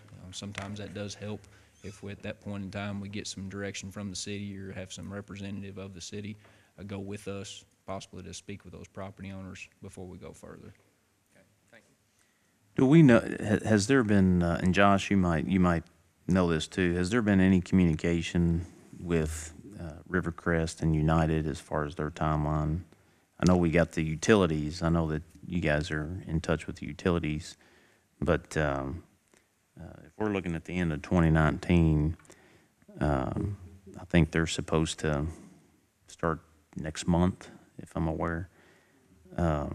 Late fall is when they're going to be completed. Is that right? Yeah, I think that's the anticipated. Probably be a good idea for Chad to talk with them. Just, I mean, those timelines can shift. Yeah. But I think, the hope was that everything paralleled Yeah. with the utilities and the project. So we can definitely get Chad in contact with them if there's any concerns or questions there. Okay. So I have coordinated with Dennis. I've gotten an Okay. updated site plan as of about 3 weeks ago for the United Site Development, and we've integrated that site plan into our design platform for running the utilities in there. As of our meeting, we had the utility coordination meeting back in December, and the timeline at that point in time was construction completion of that facility around the end of 2019. So we've backed up from the end of 2019, with our schedule for this effort. We'll do everything we can to fast track that end. And again, we've Okay. allocated, time for the easements. Sometimes they go much faster. Sure. There's some variables in there we're not in control of. Okay. Yeah, as long as I just want to make sure, as long as you're talking with Dennis. Sure. Because I think he got that contract, so that'd be perfect. All right. All right. Do y'all have any questions? Is water at the road there, or is that going to have to be ran from a? We're going to run the water into the site, and that's the coordinated effort that we'll have with them, is just ask them exactly where they want us to terminate that point. We need to get the final development of the roadway from the other engineer, BFW Engineering, just to see where they're going to terminate with the cul-de-sac and how best to orient the water facilities coming in, as well as the sewer. And just need to coordinate that with them. So there is sufficient supply there at the property, basically? There will be, once the project is completed, and the water main is run from the water tank site down to the property. A new main going. Yeah, it'd be a new main, about 5,000 feet of new main that needs to be run from the tank site down to the property. Yes, sir. There's an existing 4-inch water line down Slickback Road right now, but it wouldn't provide adequate service for the development. It would in the short term, but it wouldn't make dollar cents, and to spend the dollars to get from Slickback Road into the site, just turn around to extend the main down for the next individual, next company that comes in there and decides to build. Just wouldn't be a sufficient amount of water flow. And this is not including the interceptor project, or? This includes the interceptor. This does include okay, this is, I know this is not for him, but obviously the city approved, or however you want, I don't know what you want to call that, to accept our proposal. Now, we sent the draft of the interlocal. Where are we on? Yeah, what's the? Waiting on DLG to approve it. Okay. Yeah. So until DLG approves it, DLG approves, and then when they bid, the project will have the actual dollars for the process, or the project for the interceptor. and then we'll, at that point, because have we asked for, at the motion that we made was upon our approval, we talked about what we're gonna request from the city to I think make our approval of that. Yeah, I think in that draft, Did it, like, a couple of years financials, that's what I'm talking about. Yeah, if we're wanting. That's not in the agreement. We didn't have anything like that in the agreement, I didn't think. But it was, requesting that information from the city was not in the agreement, but there is in the agreement a statement from the city stating where they're going to pay, how they're going to pay back from what sources they're going to pay back the. Which they mentioned it that night, that they have that one particular loan that will be gone by the time they start paying that back. And it's monthly payments for 20 years. Yeah, I think it's monthly, yeah. If y'all want, that's why we're having the discussion. Can you pull it? Yeah, if you want to put it on there. She'll put that on there so you can review the agreement. But if y'all want more information, now's the time we can discuss that. Well, when will we have the actual bid back, Or, Based on the timeline we're looking at for the bids there that I gave you, we're looking at probably about the end of May. Okay. Having the bid numbers in.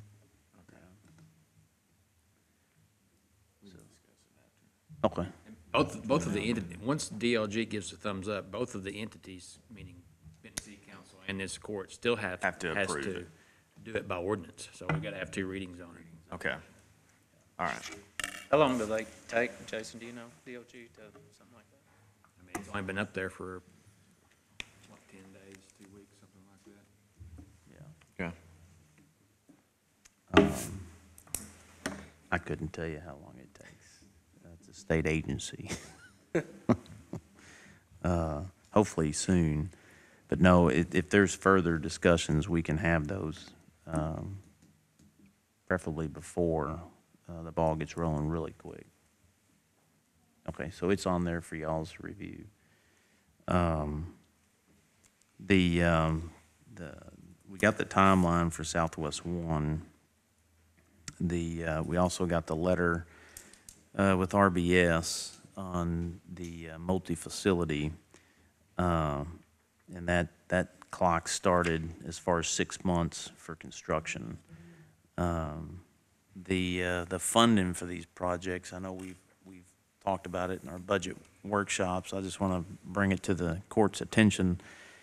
The 2017 audit, I called 2 weeks ago when I was in Lexington. I called Piercy and Gray. I spoke with Kevin. He advised me that the audit would be submitted the following week to the state auditor office. And I talked to Linda Gray yesterday, and she says it's going to be a while before they submit it to the state auditor's office.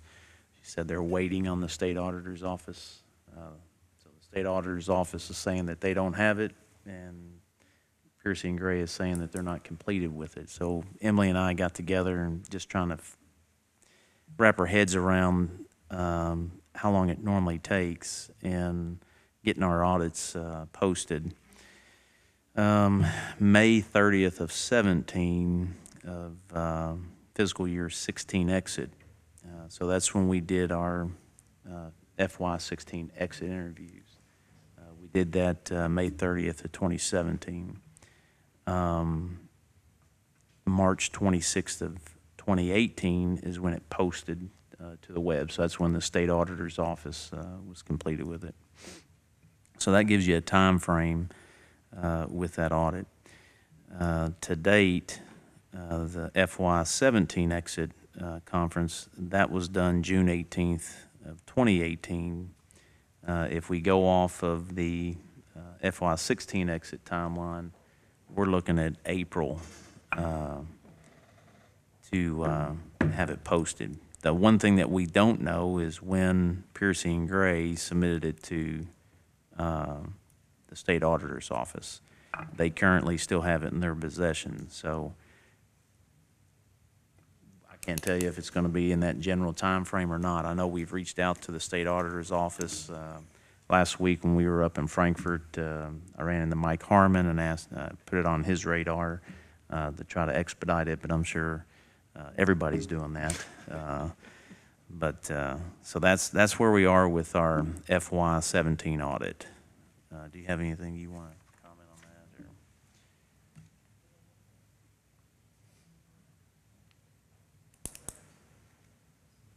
Yeah, I mean, RJ, do you want to explain the importance of that audit?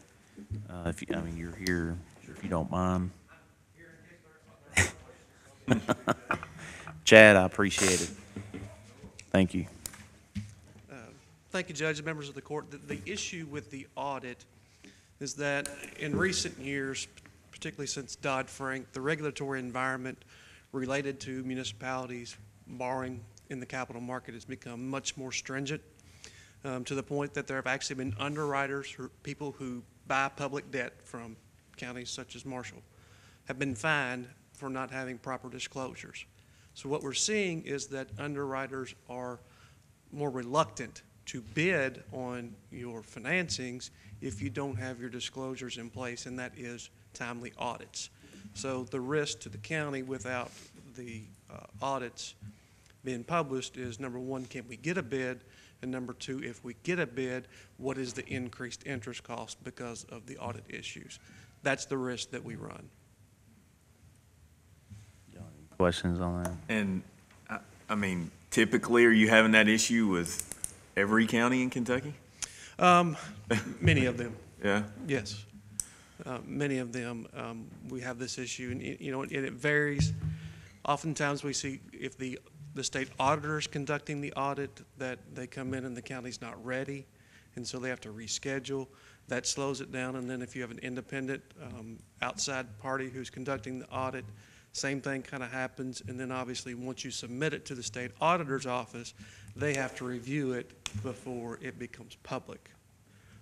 So we're seeing it pretty regularly. We've been in contact with the state auditor's office for a number of years, and I know they sent a letter out to all the counties right before, I think, the conference, kind of explaining this to them, and it's becoming more and more problematic for people who don't have audits released to access the capital market. And we can only get credit for that once the auditor's office has released it. So we could have our audit done in that timely fashion and still be dinged because that's the auditors. Right, because until, even if you have a draft and you give, someone like us a copy of the draft audit, we can use that for the financial analysis that we need to do, right, and that the underwriters will look at, but I can't release it publicly until the auditor's office says that it's okay. So even if we have that draft, it doesn't do us any good for the actual issuance of the debt until the state auditor signs off on it. Again, we've met with them. They're aware of the problem. I think, it's going to be incumbent upon you as a county to really lean on your CPA firm. Mm-hmm. Tell them the importance of this, and to also start the 18 audit. I was going to say, so the previous year is not required, or? No, absolutely is. It is. Yeah. Yeah. For this financing, you could probably get by with having some internals, at least at this point. In the not too distant future, Commissioner, we would be in trouble without the 18 audit. That's how stringent it's getting. So that I understand, we have an issue with both. We have, it sounds like to me, our internal auditor, whatever you want to call them, the Piercy and Gray. Yeah. So we have, is that our first issue, or are they not an issue, or do we know what our issue is because both of them are blaming the other one? Well, while I was in Lexington, I contacted Piercy and Gray, and I spoke with Mr. Piercy, and he said that the audit would be turned in to the state auditor the following week. That was last week. When I spoke with Linda Gray yesterday, she said that they were waiting on the state to come down and review the audit, that they had communicated to at least 4 different people in the state auditor's office, but she basically said it's the state auditor's office that's holding it up. But then when we contacted the state auditor's office, they're saying we haven't received anything. That doesn't sound right, does it? The auditor's office has said they have not received the audit. Yeah. So to answer your question, in my opinion, I know where the problem's at, or the issue, the hang-up is, but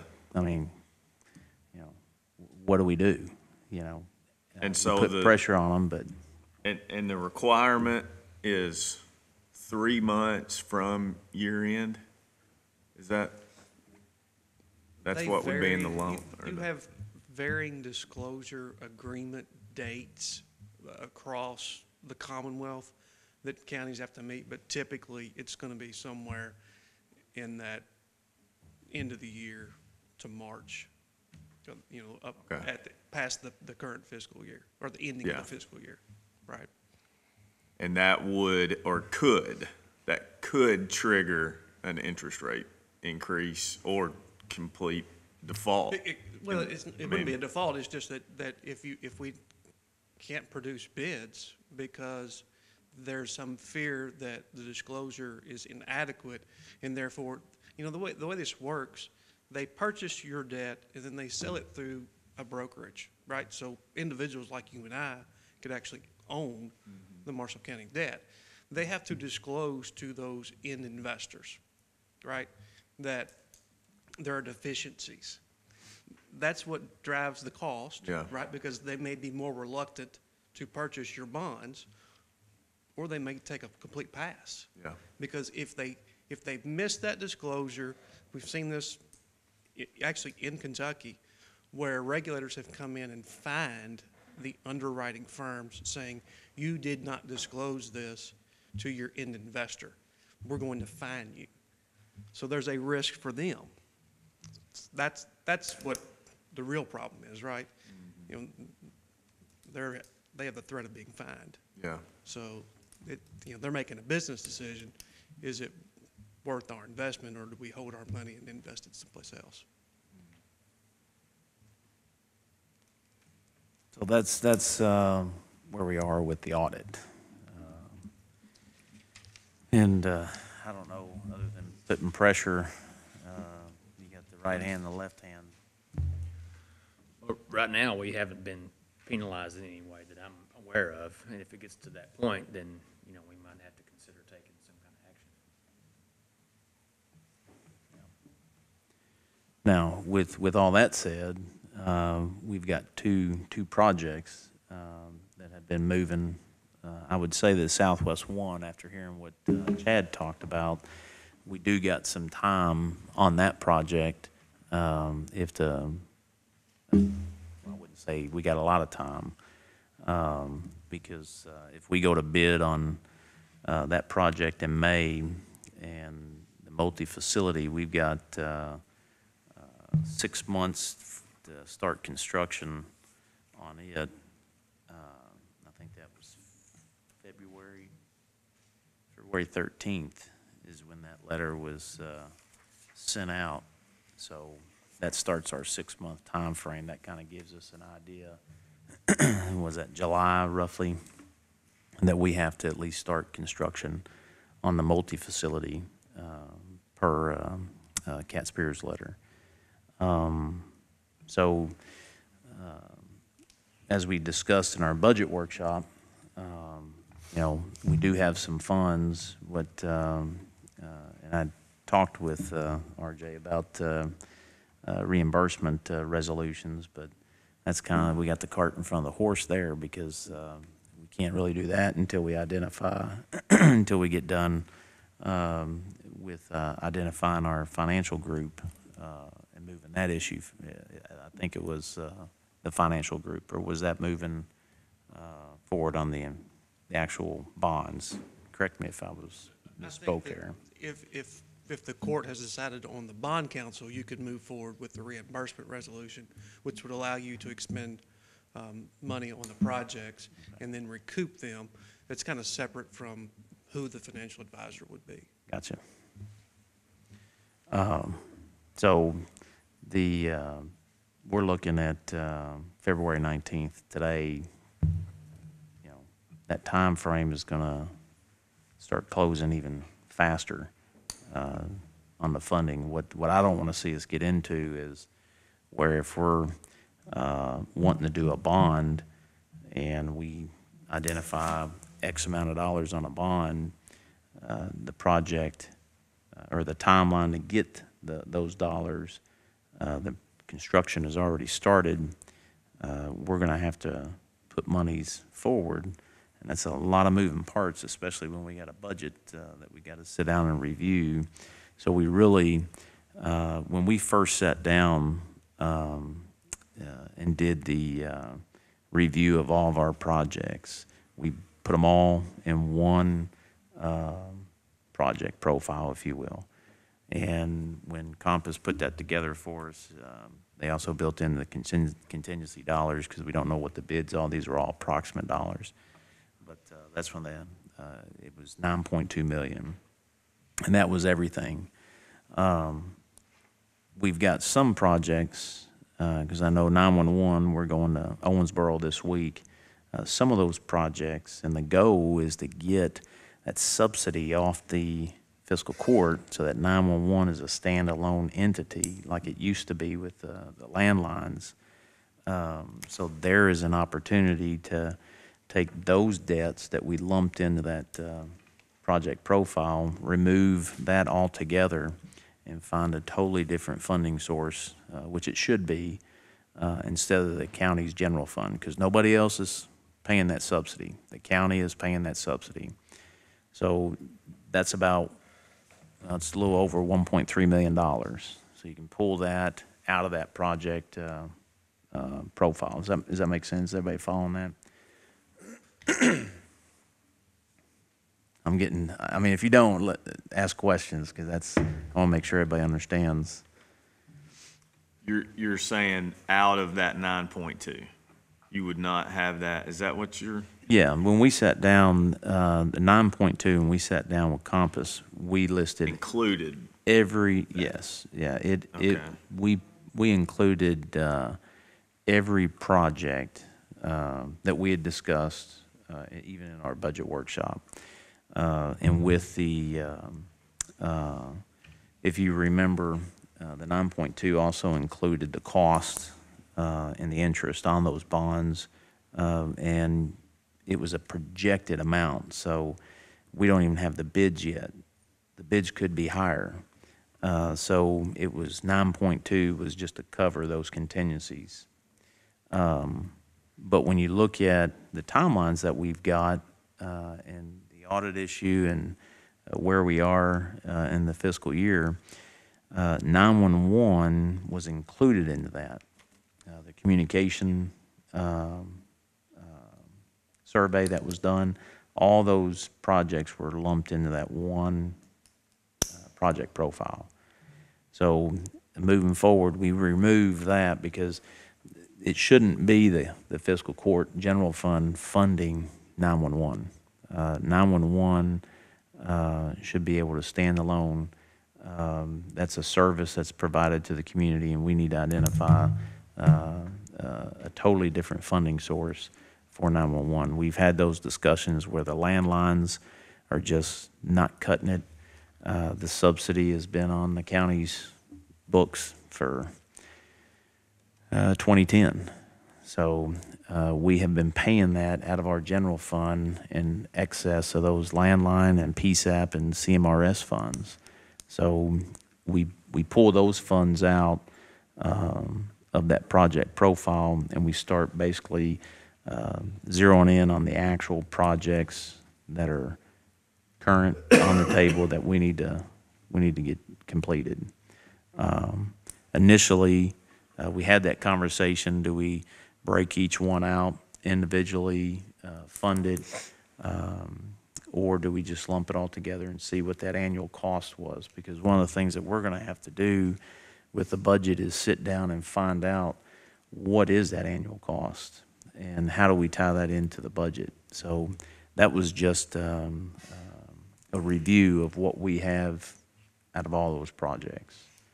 So we can. And by the way, is this the time that you could address the confusion over that? Yes. 9.2 that is. Yes, it was, in my opinion, as we were up in Frankfurt, there was social media. You gotta love social media. But you know, when somebody has, and especially if folks that watch the fiscal court meetings, I know you guys are available. People call you, they call me. We are available. But to bypass us and to use certain platforms to say that we're raising taxes or that we're, you know, trying to circumvent a process or the people and putting this out there, and they're taking one page out of a 17-page document without communicating to the individuals that are directly involved or sitting adjacent to you in an office. That is, it misleads people, and then you guys start getting phone calls. I start getting phone calls.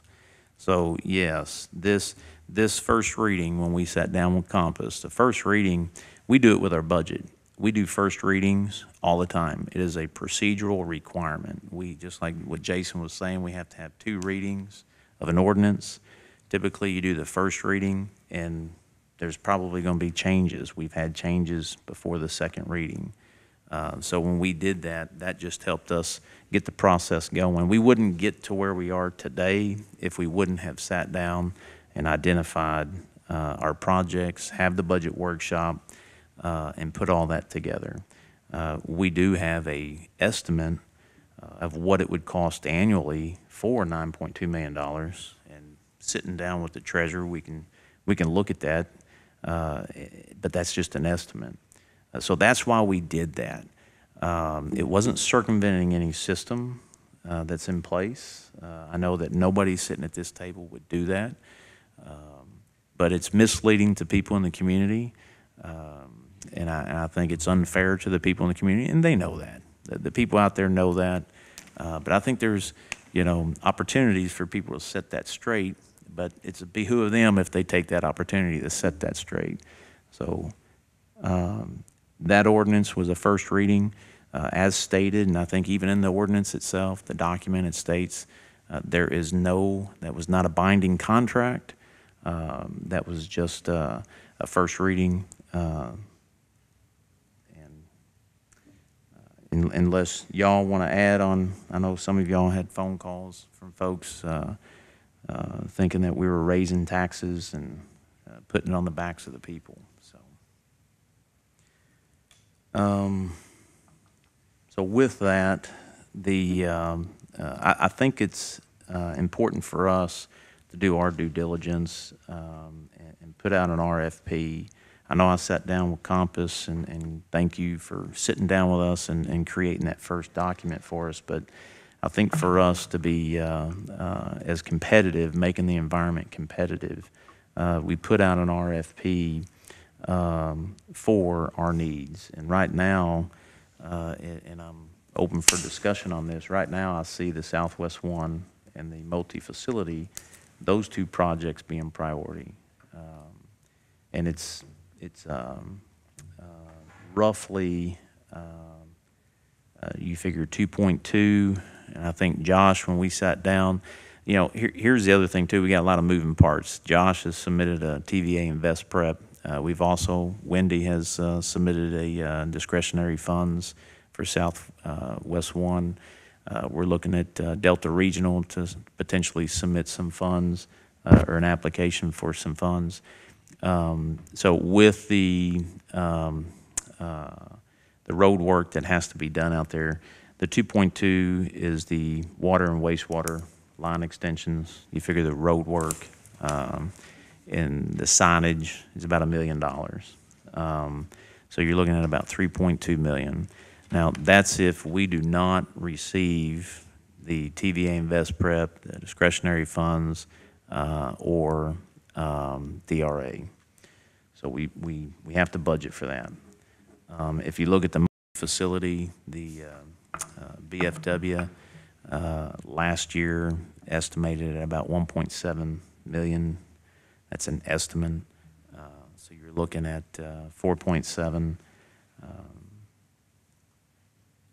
So those 2 projects are 2 projects that, in my opinion, I think we need to focus on.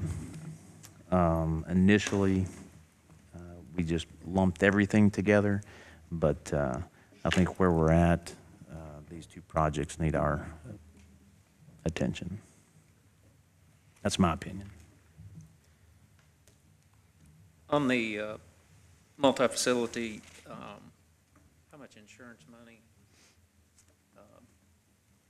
do we have on that, including what we would receive for the Depreciation? About 400,000. So when we first got, it was about 1.1 was the total. We got 750, and then once it's constructed, it'll be about 400,000. We've already spent some of that, though. Yeah. Yeah, if you remember the, what was it, 193, I think was the total. With the debt, the funding gap on the land purchase. The prior court approved $600,000 because we didn't know if we were going to get the TVA Invest Prep. We didn't get the TVA Invest Prep, so we had a funding gap on the land purchase. So the DRA came in. We had to front those monies. It was, I think, $307,000, but we had to front those monies. I think last court I signed that document, sent it back to the pad, so we should be receiving those dollars. But there was a funding gap that the court funded, so some of those monies were used. So there are, I guess to answer your question, and this is another option, that 1.7, you've got, was it roughly 500 remaining? We're down to about 350 due to, we're done. Yeah, yes. It's due to the engineering for the Southwest One, paying those bills and engineering or is that back in Farmer Workman? And then also some of the design work for the multi-service building. So you've got,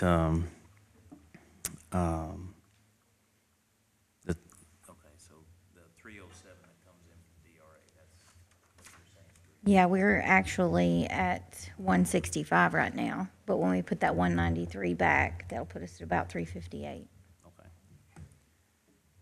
and then once the building's completed, you get up to 400,000. So roughly 750 on a 1.7 million. And one of the options could be with those dollars to fund it outright instead of, right now, the RFP that we put together for discussion, I started out at 6 million, but we can adjust that as needed for the RFP because that's what they're going to base their fees on.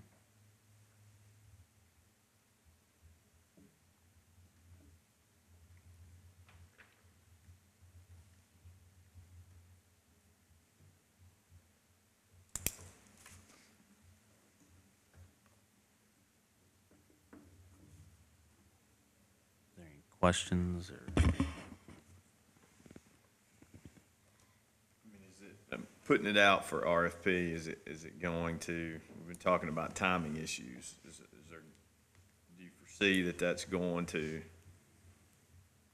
bring in additional timing I think restraints or? I think where we're at right now, it doesn't matter. There's some things that are outside of we can't control. We can lean on the auditors to get that audit, but doing an RFP, we can make it competitive. As far as timing, we can fund the multi-facility with the monies we got from the insurance company. And just focus on Southwest One, or vice versa. I mean, those insurance monies don't have to be used on the multi-facility, but that's why we're having these discussions. Is whatever we want to do. We'll also at some point have half of the Riverport Authority monies coming in. Do you have any clue on a time frame on that? Greg and I hope to get together this week to talk about it. So the RJ, does the amount have it has an effect on the rate that we can get, or? I guess I need to fully understand what are you RFPing financial advisory services, or are you RFPing for rates? Just service. Just for services. Yeah. Then Typically, no. Okay. You know, industry standard is we charge by the bond, right? Okay. So it could be 2 million or 6 million, doesn't matter. The price per bond would just be multiplied by however many bonds you issue. Okay. The RFP, y'all got a copy of it? So then at that point, once we decide on that, then if it's Compass, then you negotiate the rate and come back. I mean, how does that process? We actually do, it's a competitive bid. Yeah, at Right, in that the state of point. Kentucky, municipalities have to make competitive offerings for public debt. And so we use an online platform, secure platform called iPrio, which is industry standard. Once you all decide what the amount of the project is, we'll set a date and time certain for a public sale, and people will actually send their bids in electronically. Okay. And then we'll compute those and make a suggestion Okay. for So, award. Section 3 of the RFP, the fee proposal, that's where, if you look at B under Section 3, fee proposal will be evaluated on an assumed single bond issue of $6 million. So that's where the financial group will basically base their fee off of that. Who sets the amount of the individual bonds that come out of this? They're issued in $1,000 increments. Okay. And typically for an RFP, Judge, just FYI, that's how we see that question of pricing is your price per $1,000. Yeah. Now, for us, that's, I put 6 million because of the Southwest one and the multi-facility.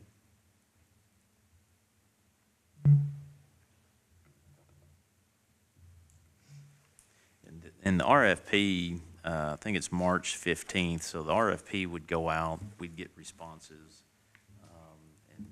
And we have time to discuss. The fee will be based off 6 million as it's written right now, but we can change that. But again, that doesn't affect the bid that's gonna come back in. It's per bond, so, okay. That's The only thing I guess that would affect is the rate of the fee. If we changed it from 6 million to 3 million, the fee rate would change for the financial group. Correct. Yeah. If that's what the RFP requested. I think, if you request a fee for $6 million, and then you issue 3, that leaves a question. That's why, Right. typically we see that the request for fee proposals is per bond. Right. And that's why, I'm saying, right now, we can, we need to, I'm gonna recommend we send out an RFP, but we need to identify, do we want to stick with 6 million? Do we want to do just Southwest 1? Initially, when we sat down with Compass, we said, hey, look, here's all these projects, let's put them all together. And Yeah, that's where your 9.2 Yes. came from. Yes. But if you take out 1.3, that still leaves 7.9, so 6. Well, So you've you're got- not including any of that. Now we're talking about just combining these two. Well, when you look at the 9.2, do we have that document pull up that shows the breakdown from what Compass had submitted? 20 and 25 years and 30 years, we presented it in court for a budget workshop. If you remember the debt service on that 9.2, that showed us what the annual debt service was going to be for all those projects. Yeah, but I'm saying what made that up. How are we going from, I mean, I get how we're going from 9.2, taking out that 1.3, but what else? That only gets us to 7.9, and we're talking about 6, so where's the? Well, you've got, I think, 2 million, and if I'm not mistaken, with the contingencies and everything else. Go ahead. Yeah, as way of explanation, And I'll address the 9.2 if that's all right, Judge. So the 9.2 was referenced in an ordinance. The purpose of the ordinance is for the court to take action and then submit that ordinance to the Department of Local Government, because you have to have approval to issue debt from the Department of Local Government. So that process can be a little slow as well. And based upon the timeline that the judge and Brad and I discussed at that meeting, we wanted to kind of start that process so we could get through it, recognizing that the 9.2 is nothing does not commit the county to that borrowing. That is the maximum amount. Two reasons. Number one, we were working on projected numbers, so we didn't have bids in. Bids can obviously go up. The other cost of that is that that number has to be inclusive of everything. So the way bonds work, you may see a bid from an underwriter that has an underwriter's discount. That is their fee. But that's added to your amount, so you have to get that approval from the Department for Local Government. So that 9.2 was never, I don't think, we never anticipated actually borrowing 9.2. That's to avoid if there was some unforeseen or additional project that needed to be added, we wouldn't have to go back to the Department for Local Government and ask for additional authorization. That, again, that's just to kind of start the process. We would work with the fiscal court and the judge to determine a final amount before we would offer it for public offering. And so to answer your question, Lonnie, the 9.2, you take 1.3 out of it. There's dollars there that obviously are kind of, it's hard to say, well, it's hard to go from that direction. Now, what is a direction that we can go with is that we know that we got projected Southwest 1 line extension and the amount of monies for the right-left turn lane, the boulevard. You put $1 million on that expense, 3.2, and then the multi-facility is 1.7. We do have some monies from the insurance. We do have some monies that we can apply to one of these projects. So that starts to, bring that total down. We can choose to fund X dollars on the multi-facility, do a bond for Southwest 1. And even then, there's some issues because if we do get the TVA and the discretionary funds, those funds would obviously go towards that amount. So the amount for the fee proposal, is that just gives them an opportunity to say it's going to cost this much per thousand. So your suggestion would be, so the 3.2 plus the 1 point, we'll go with the 1.7 for the multi-purpose gets us to 4.9. So we we're basically building in $1 million potential for that's not going to happen as far as the multi-purpose, but that'll give us some room for cushion as it relates to that and anything else. That gives us sufficient cushion there, $1 million. Correct. 1.1. And it doesn't affect your bid if you bid on $6 million and it's $5 million. No, sir. Okay. Which is the thing that concerned me the most. Yes. Was, okay, are we going to do that and then we go back and it's $1 million under and then our fee's not? Right. Correct. Okay. That's why we would price it per thousand. Okay. All right. And I think really for us, and we don't have to identify that today, but we definitely need to be discussing it, that the monies that we do have for these projects, which monies do we want to put towards those projects, and how we want to construct that. So the RFP, we put that out, March 15th. It comes back. We can still, during that time frame, discuss that. We got a budget workshop Friday that'll, help understand a little bit more of the budget as far as where we're standing this fiscal year. So, And within that RFP, it obviously is more than just that one subject of per thousand costs, right? I mean, that's the monetary value of it, but there was more than that in that, right? As far as we asked for documents about the company, yes. those that were, I mean, it's more than just money. Yes. And we're Yes, for- we're asking all for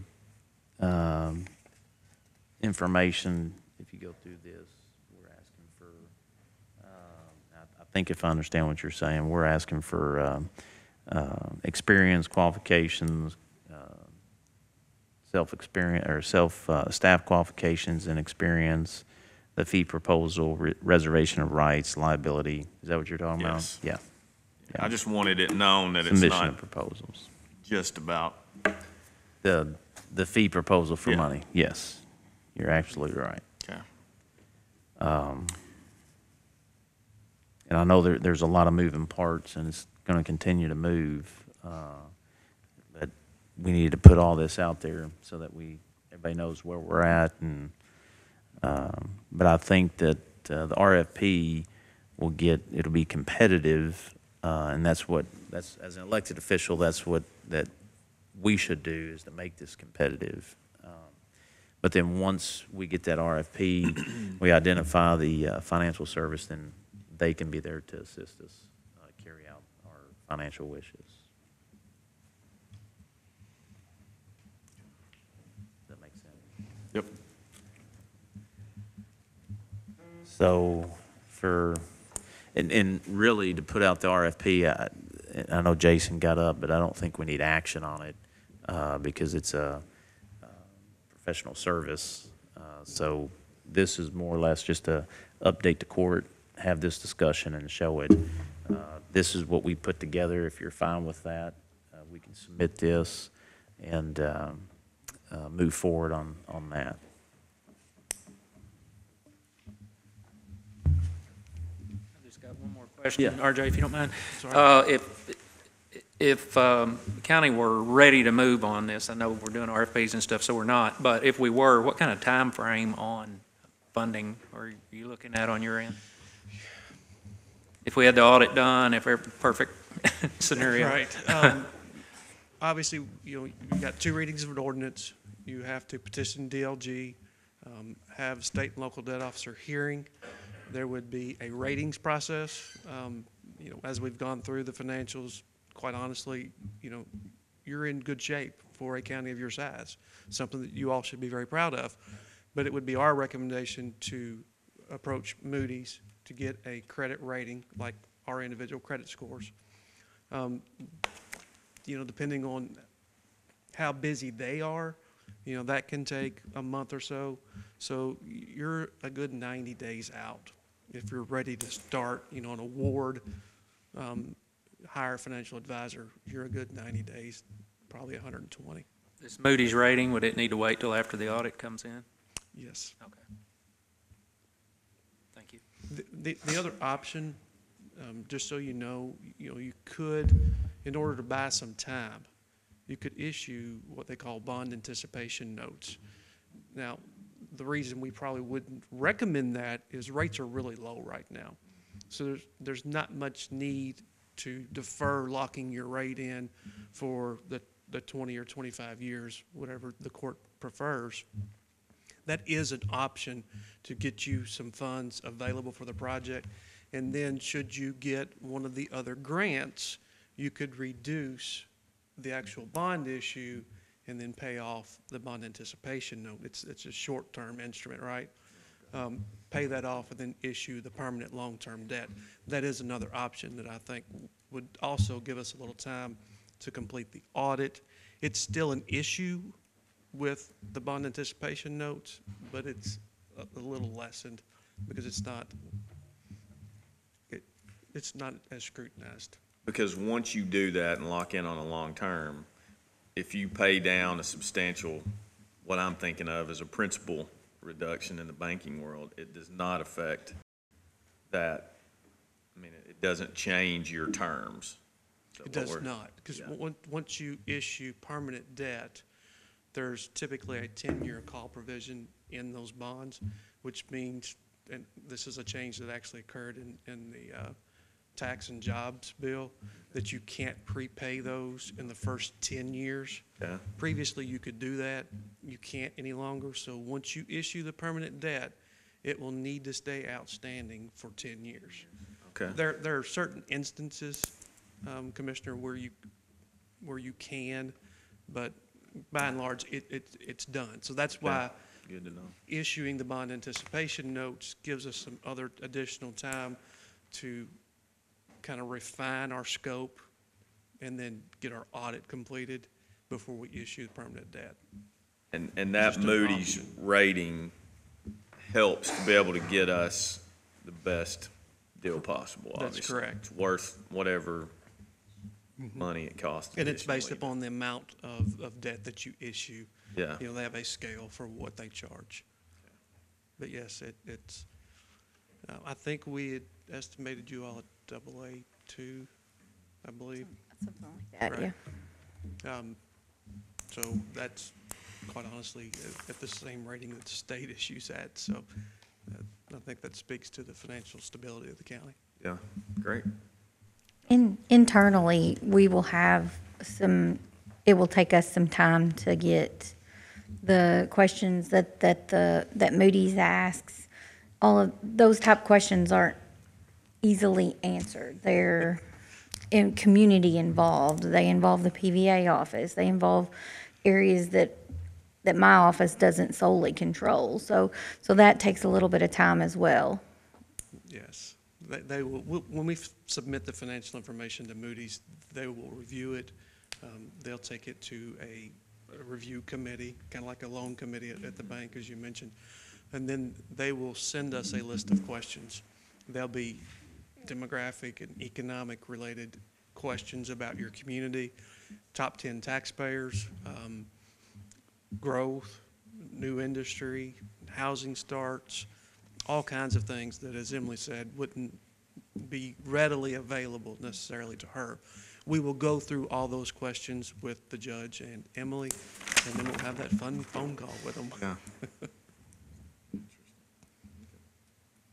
And our software is going to make that so easy to do.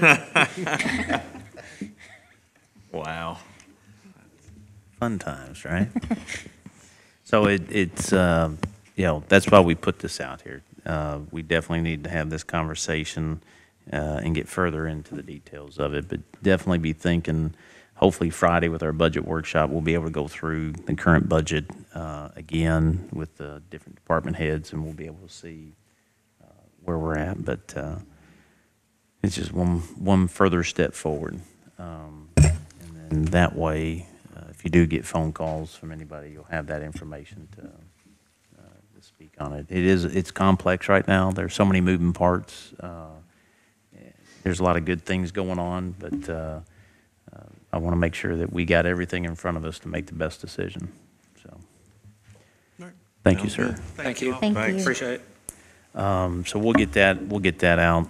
I know, LaDonna, you've been standing here for a while, so let's jump to new business and get you taken care of. I apologize. Under new business C, E911 new hire. Sorry. That's okay. Mine won't take very long. Due to the fact that I have a part-time employee that has resigned, I would like to ask to add a new part-time employee, basically is what it is. So Anita Areola has resigned, and I would like to request that hire as part-time dispatcher Andrew Vaughn at the rate of $14.50 per hour, effective today, if at all possible. Motion? Yes, please. Make that motion for that new hire. Second. All those in favor say aye. Aye. Any opposed? Motion carries. Okay, thank you. Thank you. Easy enough. Yeah, I'm going back up to old business. Yeah, she'd been sitting there for a while. Next on their old business is Enterprise Fleet Services. We had the presentation from Enterprise. The next step is, do we want to take action on that? Do we need to pull up any of their documents, or we need? You guys get a chance to look at those, the agreement that he gave us. Basically, it's the contract to go into the user agreement with Enterprise.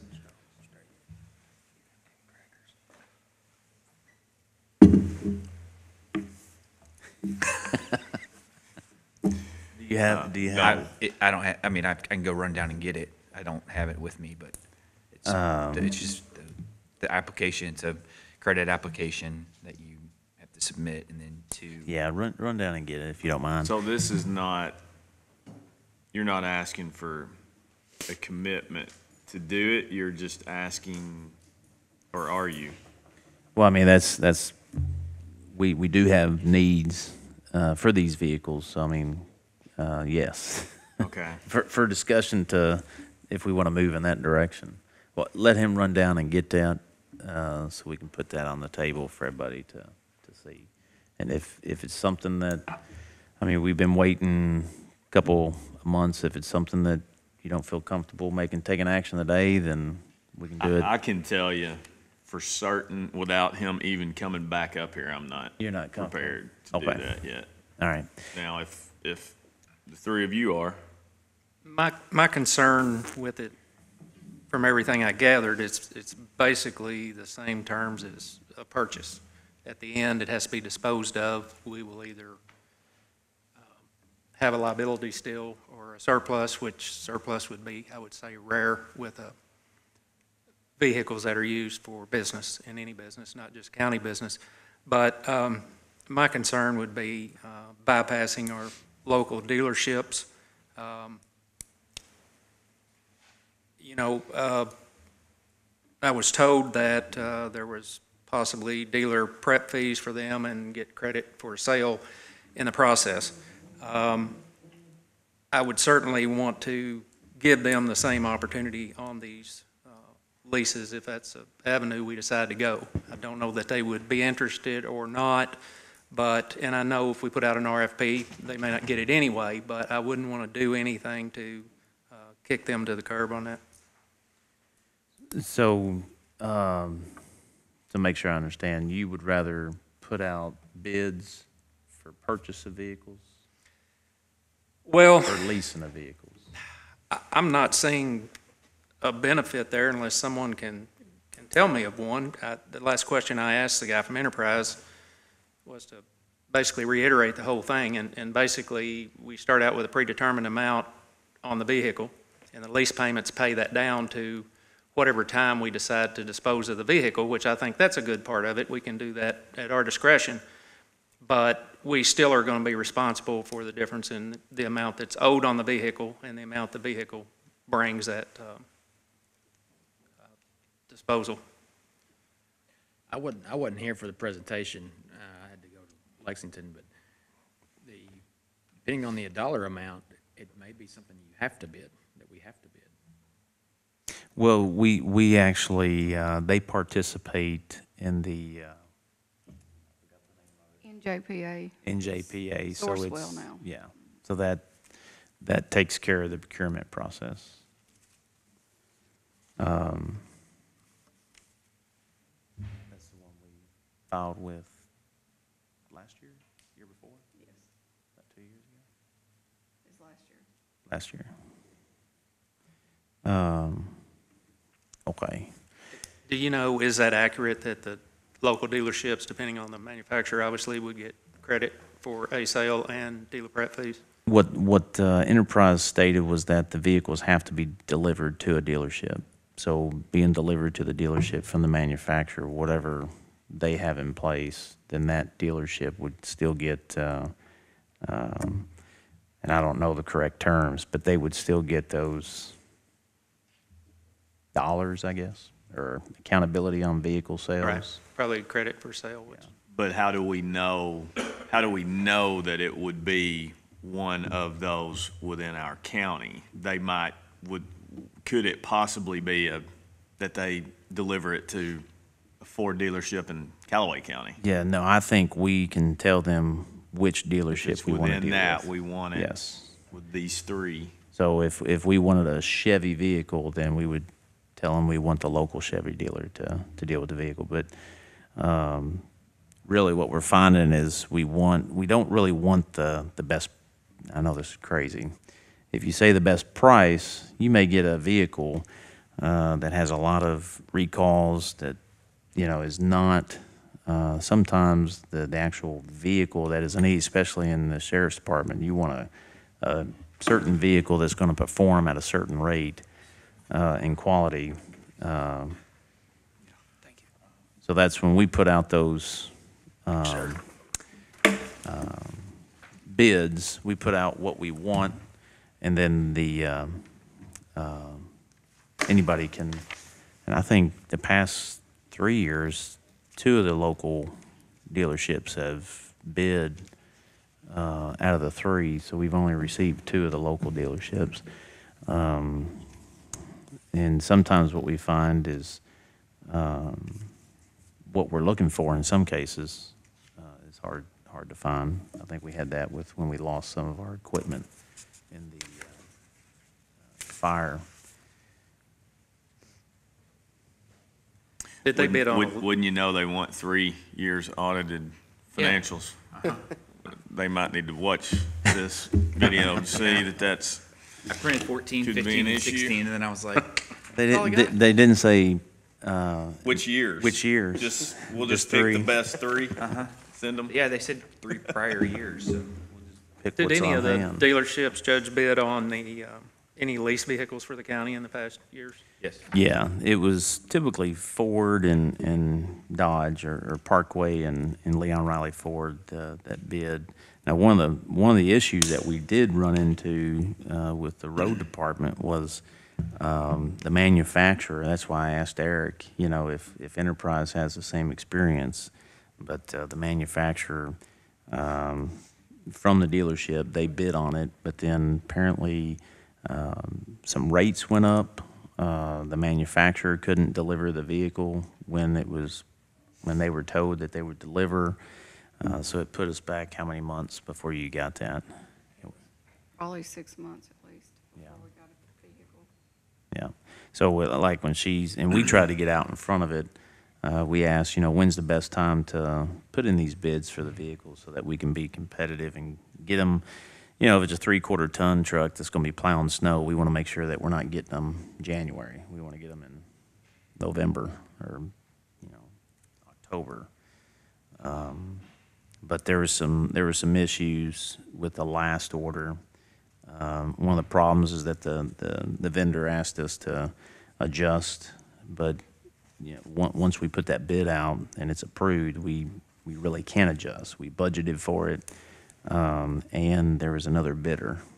So you get into what you bid, you have to commit to that bid, I guess.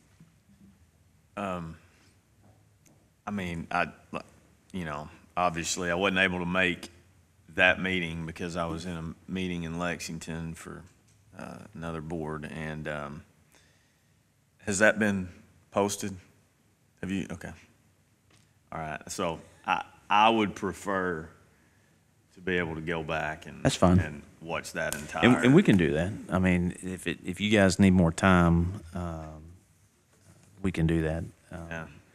I apologize for I just have not had time since getting back into town to be able to do that. So, Okay. And yes, trust me, I know. As far as the Kevin, the confirming that we can get that information to Enterprise to have them put something in writing. But I believe Eric said that the dealership that we pick, they understand buying local, and we would love to buy local, but sometimes local can't provide what we need. We don't want to sacrifice what we need just to buy local. And I mean, that's just the way it is. If the road department needs a specific vehicle, we're not going to sacrifice the need just to provide a local business a purchase of a vehicle. We need to be focusing on what the need is, but there is that common ground. So, I mean, I just throw that out there. And I think they understand that piece of it, surely. They just want a chance. Enterprise? No, well, no, I'm talking about the local dealers, I think would understand in that particular case, where they don't have the vehicle. Well, anyway. No. Okay, no. let me. I'm just going to shoot it straight. Okay, no, we were specifically looking for a vehicle, and actually, no, I took heat for not buying local. But if you cannot provide specifically what we're needing, we're not going to just take what you're going to give us. What she needed, what she lost in the fire, we put out there, and nobody locally could get that to us. We ended up getting a vehicle out of Tennessee. I mean, that's what she needed for her road department to provide a service. She's not there to provide a service for a dealership, and that's just the rude reality of it. Now, we will work together with anybody if they've got the product that we need, and we've done that over the past 3 years. But I just don't want to compromise the departments and their needs because they're the ones that are sitting in the vehicle. I'm not going to put I know the sheriff wouldn't either, I'm not going to put a officer in a, what's the electric car there, the small car, you know, because he's going to be hearing about it from the guys in that vehicle. So, but no, we can put this, we can table this for you guys to review it, and just keep that in mind, though. Okay. Let's see, new business, expanded jurisdiction. This is a signature. Jason's already read this and reviewed it. This is what Casey received from this is the interlocal agreement with the consolidation of building inspector services and the creation of a joint board to administer and enforce the Kentucky Building Code in Marsh County.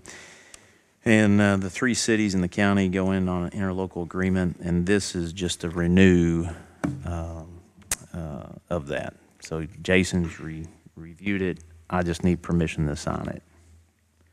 So moved. Is there a second? Second. All those in favor say aye. Aye. Any opposed? Motion carries. Non-recurring project, judicial building. This is, oh boy, this is going to be I'll try to make this brief, but it is what it is. You got to change your batteries? Go ahead.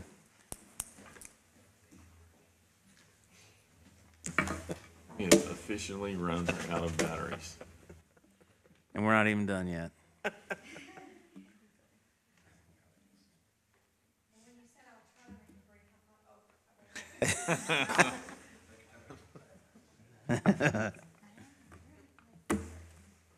Yes, did you call out for lunch or? Do y'all need to? Huh? That I'm aware of. I don't think the sheriff has the ability to. Hey, why don't we take a quick 5-minute recess? I need a motion for a 5-minute recess. So moved. Second. All those in favor say aye. Aye. Any opposed? That'll Motion be carries. the most.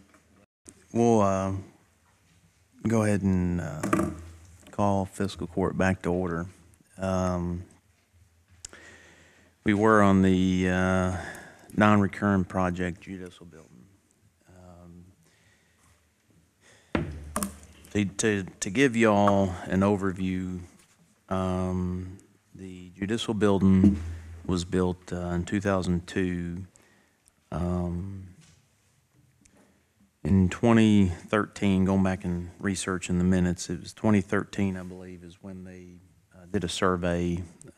They had identified some mold issues at the Judicial Center, and they brought in some environmental groups. They identified mold in the interior walls. between the interior and exterior walls. But they brought in M&M. They took bids, and M&M out of Paducah got the contract, and they sprayed the exterior wall with sealant. Last year, maybe August, somewhere around there, Tracy had contacted me and said that the mold issue was coming back, and so what we did was we contacted an environmental group to go in and first identify if there was a health hazard. An environmental group went in. It was a local group. They identified that there is mold.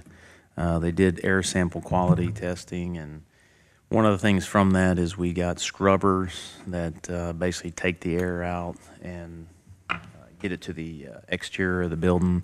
And so we purchased 2 of those. There was no health hazard, but that was our way of just getting the air quality to improve. In the meantime, we started finding out all the past history. I wanted to dive into this and find out this building is less than 18 years old, I believe, and we're having these problems. And so in the process of that, the environmental group suggested what wasn't done in 2013 was to tear out the interior wall and look in so you can see the back side of the interior wall and the inside of the exterior wall. So Judge Telly graciously gave us his office. They went in, they taped it, bagged it, and they tore out holes in the drywall so that you can look in and see where the damaged area was. And a lot of moisture on the back side of the drywall. You can run your hands down it, and a lot of mold in that area. So we then identified that this might be an issue with construction. So we reached out to Markham Engineering, and they sent Bacchus, who's an engineer with Markham, environmental engineer, and he went down and he looked at it, and he came back and he sat down with us and he told us, here's my opinion as far as what needs to happen. So we asked him. ALC was in communication with us. Their facility director, Ronnie McCall, was in communications with us, but we wanted to give ALC Markham's opinion on what could be causing this mold. So let me see here. We got the do we have the letter that states, do we not have that letter? No, the one that states, Keep going.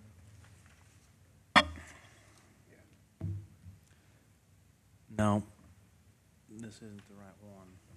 There's one that basically is February 5th. Let me make sure y'all get this. From Markham. It's from Russ. Yes, from Markham.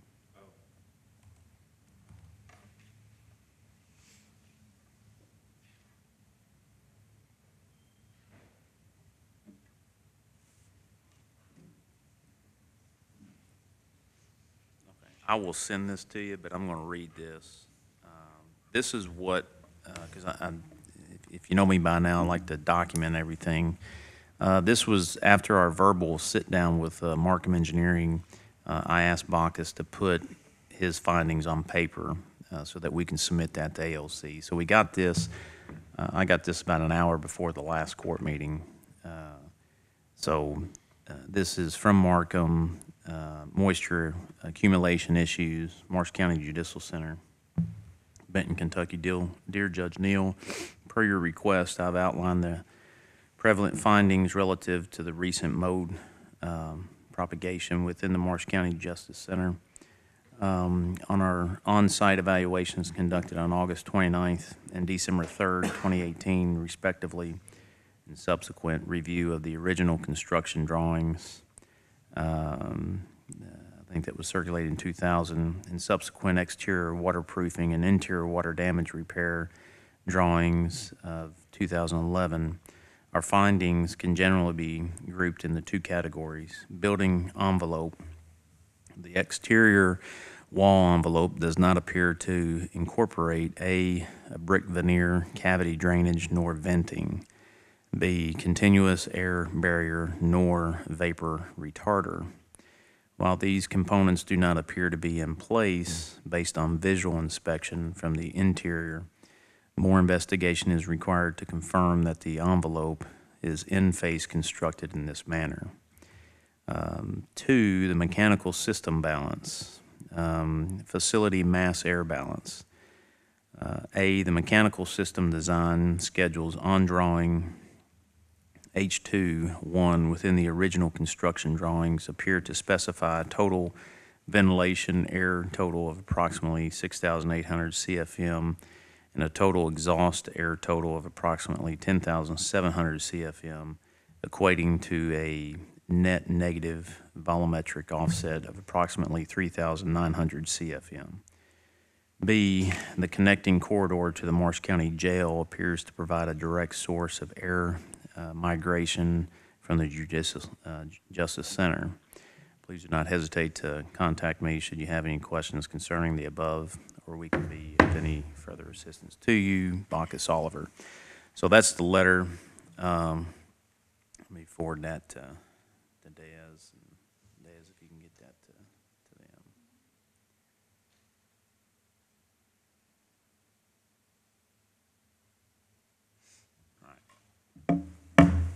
So this is the, that was the first letter, and we did send that to ALC.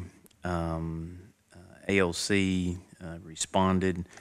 This is from ALC, Honorable Kevin Neal, Marshall County Judge Executive, non-recurring project. Dear Judge Neal, our records indicate that the request has been made and cost estimates received for the engineering services in the Marshall County Judicial Facility. If you agree to proceed with this project, please sign below and return to me. This project will need to be completed no later than May 1st, 2019 to ensure the availability of funds. Projects completed past this date may not be reimbursed by ALC. Please be sure to notify me for approval if the total cost of the project should exceed more than 5% of the original estimated cost. Also, upon completion of the project, please be sure to send Ija Wood at ALC a copy of the invoice and a front-back copy of the canceled check for reimbursement. So this is engineering service proposals from Markham. Estimated cost $5,150. ALC's occupancy 80%. County cost is $1,030. ALC's cost is $4,120. So that's Danny Rhodes, facilities manager. Markham had sent a letter for a proposal, and basically that proposal outlines what they would the proposed scope of work. I'm just going to read 2019 professional service rate and reimbursement schedule. You guys will get a copy of that. Should have a copy of that. That outlines their schedule.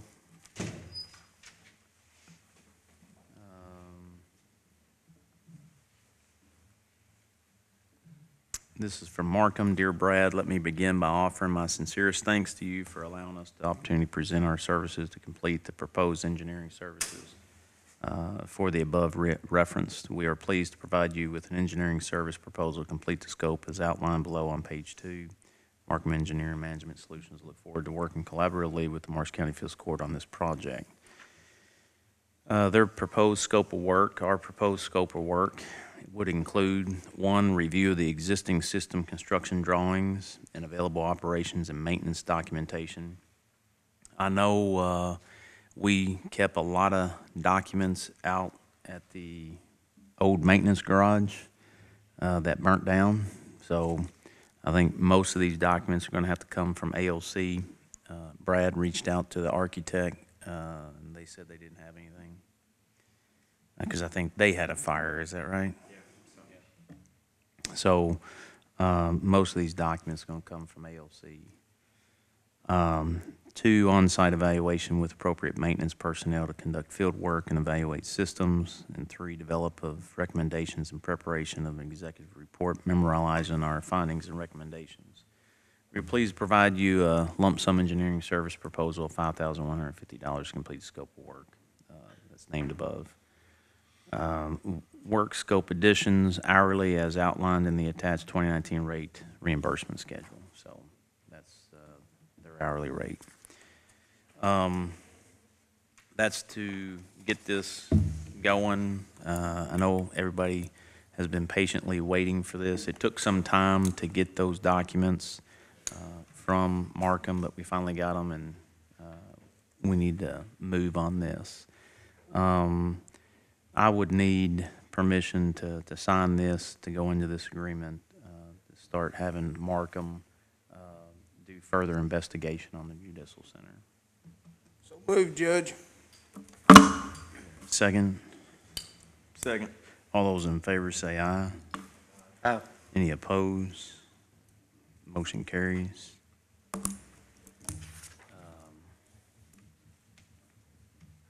Let's go ahead real quick. Jim Wood, equipment auction. Wendy, do you want to give a brief description Yes, on that? J.M. Wood is located in Montgomery, Alabama.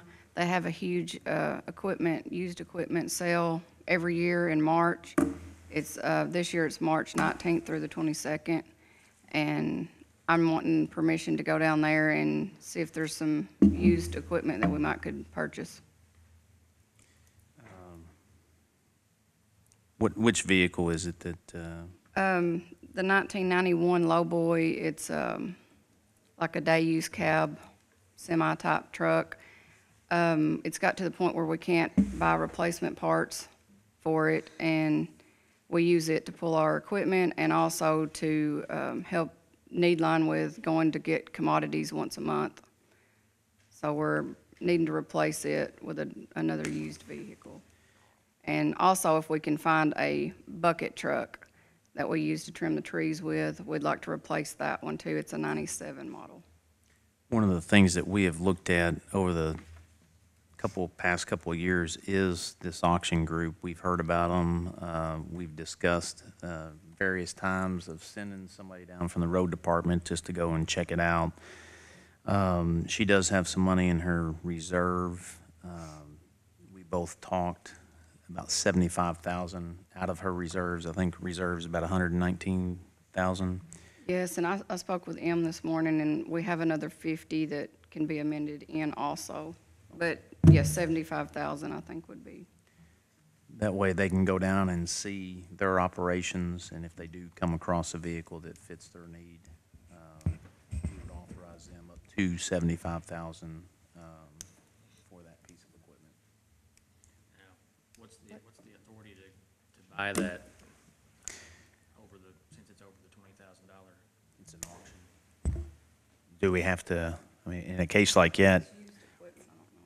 Yeah, and it's used equipment. I don't know, Jason. That's, I mean, if it's, you've got, I'm not aware of an exception that would allow it to be procured that way.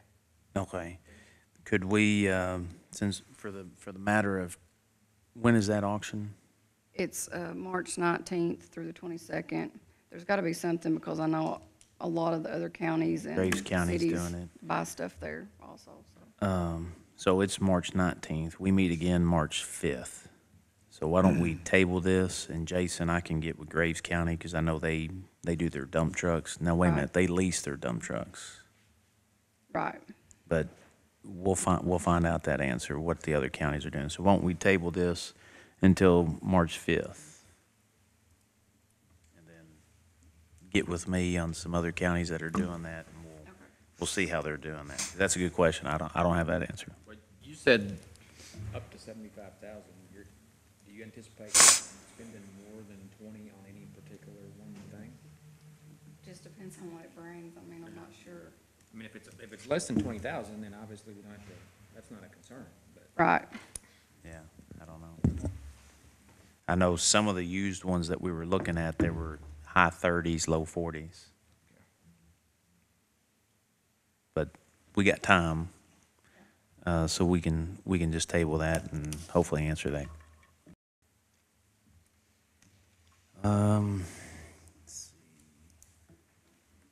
Is there not a bill, there's a bill currently out there, isn't there, to increase it from 20 to 30? 20 to 30. Has that already passed the? That I don't know. It's been filed, no, I'm sure. What had to be, this is. I don't know. It hadn't been too long ago since it went from 10 to 20. They talked about that at my budget workshop that I attended. I can't remember when that was. They talked about it when we went to the CAECO conference also, that they were trying to pass it. I can find out. I know that it's out there, but I don't know its current status.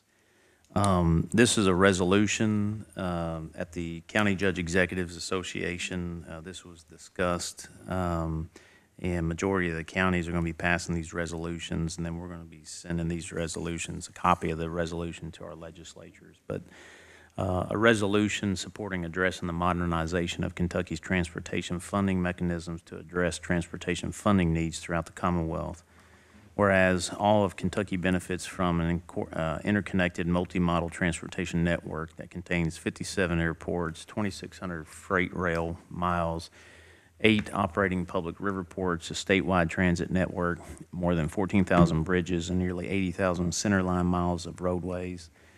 Whereas safe, efficient transportation is deemed an essential public service provided to all Kentucky communities, whereas all Kentucky communities depend on a safe, reliable transportation network to enhance economic development opportunities, whereas all Kentuckians depend on the transportation network for access to education, healthcare, employment, and other basic necessities, whereas according to the Kentucky Transportation Cabinet, Kentucky's road fund requires an additional $500 million per year to address current maintenance and construction needs. Whereas Kentucky's airports, railroads, riverports, and transit systems required sustained adequate investments for maintenance and improvements. Now, therefore, be it resolved that the Marsh County Fiscal Court supports legislation to modernize Kentucky's transportation funding mechanisms to increase existing sources of funding to generate revenues needed for maintenance and construction on all models of transportation. Be it further resolved that the Marsh County Fiscal Court strongly encourages the Kentucky General Assembly to act as soon as possible to address all of Kentucky's transportation funding needs to avoid further erosion of the transportation network. Approved by the Marsh County Fiscal Court this 19th day of February 2019. I forget, Jason, do we need an action for me to sign that? Yeah, that's the resolution of the fiscal court, so it'd take. Okay. Motion to approve the resolution. Second. Second. All those in favor say aye. Aye. Any opposed? Motion carries. Be a difference maker. Yeah. That resolution will be a difference maker. Yes. It's just, yeah. What's $500 million between friends? They've been waiting on us to do that for a long time up there. They're probably hoping. We're gonna hold Chris accountable. Yeah. Why don't we recess? We got a public hearing at 1. You think we can get through these? Well, we got executive session. Well, everything except for the executive session, think we can plow through that pretty quick? I can, I'm here all day, so. Let's try to get everything except the executive session. All right. We got the resolution, Hardin Senior Citizens Utilities. You want to talk about that? Who was that? Des, yes, we talked about that. What the court did last time is they actually voted to keep, we do lease agreements with nonprofit organizations that are in our facilities, and the Hardin Senior Citizens, their electric bill comes to us, so Des gets it, and then Des sends it back to them. So it's basically, it needs to go directly to them so that they get it, and it bypasses basically her office, because she opens it up, looks at it, and puts it in an envelope and sends it to them. So we're asking that we change the mailing address for the utilities to be mailed to the Hardin Senior Citizens. So moved. Second. All those in favor say aye. Aye. Any opposed? Motion carries. Appraisal for value on space allocation, child support. Jason, you want to talk about this? Yeah, so real quick about what this is.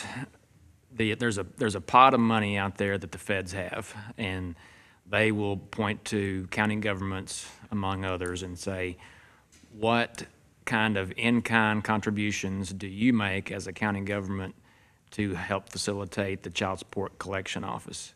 And if you can show us that the value of that in-kind contribution, then we can reimburse, we will reimburse 66% of that cost. So for the fiscal court, obviously you own the judicial building, and the child support office in the back corner of my office has space there allocated to them, and there's a value to that. So whatever that value is, if we can get something in writing documenting what that value is, then I will send that in to the state, who will then ask to be reimbursed from the feds 66% of that value. And that would come back to the county. Some of the AOC documents have a value on that square footage because they reimburse us for their portion of that facility. Is that something recent that we have? Yeah, we approve it annually. So we've already got a value for that? Mm-hmm. Now, is that the same, are these the same funds? No. Okay. Be different funds. Well, wait a minute, I guess my question is, are we already counting that space off at the No. state level? No. Okay. County Attorney's Office is ours, probation and parole is not a part of that. Okay. Any part of that facility that we control is excluded from what they pay us. But you're saying that we do have the square footage for the county attorney's office? We won't necessarily have the square footage for his office, but we do have the price that AOC pays us for their square footage. That would be equivalent to what your square footage would be. So we can. The price per square foot. We can figure it up. We can So we figure can it do out. the square footage, figure it up off of the Yeah, state use their rates. rate, get his Well, Okay. square footage. Will That's a they no. accept that? That's it. Well, we'll try. Yeah, because if not, to get a commercial appraiser to do that is gonna be difficult, let me An just tell audit? you. No, it won't take, it's not the time frame. It's just it would be it'd be a cost that Yeah. if we don't have to do. Utility bills it would would come into be- play and a lot of factors in that. I mean, we just do not have a ton of You wanna try that? commercial rental to, Yeah, I'll try it. Okay. yeah, that'd be great. All right. So, I mean, the money, there's a pot of money there. I can't guarantee you that there's going to be a return on it because they're dealing with the federal government, but I think we should at least try to get that money. So 66% of whatever we could go out there and get. Right. If we were to rent that to Right. space. Well, I mean, that's worth it. I mean, I don't know how much that would be. Right now, it's zero. that Yeah, we're getting that's at, true. Yeah. So anything is more than zero? Anything is more that- than zero. And if you don't ask, you ain't going to get Yes. it. Thank God I got a So- finance degree. so Emily will get you the document that's got the rates. And that comes from AOC, right? And then who's going to actually, do you want to have Tech come down and do the square footage? Or the special projects crew. Special yeah. projects crew? Somebody from that, yeah. Okay. We'll just direct the special projects crew to get the square footage, and then we'll submit that. If it doesn't, if they want an appraisal, then we'll come back and have that discussion. All right.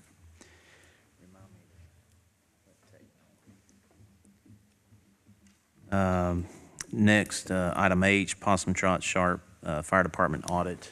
That is June 30th, 2018, year ending, so we just need a motion to accept. I move we accept it. Second. All those in favor say aye. Aye. Any opposed? Motion carries. Treasurer's report. As of January 31st, 2019, general fund had a book balance of $1,971,058.98. Road fund, $347,402.02. Jail fund, $196,707.61. Grant Fund, $911.65. 911 Fund, $29,393.68. Occupational Tax Administrator, $4,517,105.44. ABC Fund, $252,732.77. Building Inspection Fund, $46,712.07, for total reporting funds of $7,362,024.22. Motion approve treasurer's report subject to audit. Is there a second? Second. All those in favor say aye. Aye. Any opposed? Motion carries. Appropriations transfer. I have several appropriation transfers, all of which are departmental, which means that they're not pulling from reserves from anywhere. They're pulling from within their own departmental budget. Since time's an issue, I'll just see if there's any questions you all have concerning any of those.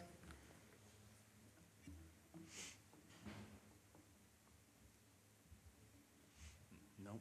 All right. Then we would need a motion to approve. So move. Is there a second? Second. All those in favor say aye. Aye. Opposed? Motion carries. Intra-fund transfer. I'm asking your permission to move $50,667.49 from the or 911 fund at Heritage Bank to the 911 fund at CFSB Bank. The state has this new self-service thing, and I thought I had the vendor codes worked out where they would deposit the 911 funds into the new CFSB account, but they have yet to get that right. So those are our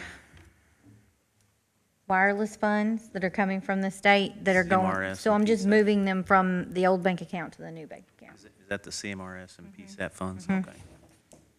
Do they know when they'll be able to, do they have a ETA when they'll figure out their? No. No? Okay. Do I'll we? talk to them again. Okay, We only get these quarterly, so maybe next time. okay. So these are the, just so that y'all know, these are the CMRS and the PSAP funds. So when there's discussion as far as CMRS and PSAP, these are those funds. Your cell phone tax goes to the state, and the state gives them back to us. We need a motion to approve. Make that motion, Judge. Second. Second. All those in favor say aye. Aye. Any opposed? Motion carries. Payment of the bills. Motion paid the bills. Second. All those in favor say aye. Aye. Any opposed? Motion carries. The only thing left we have is executive session, and I do believe it'll take longer. We got a 1 o'clock public hearing, so why don't we recess? Need a motion to recess, and we'll So come back to moved. the. Second. All those in favor say aye. Aye. Any opposed? Motion carries. All right, I think we got everybody here with the information discussed in executive session. We don't have any further information, so we would need a motion to adjourn. So move. Second. All those in favor say aye. Aye. Any opposed? Motion carries. Thank you.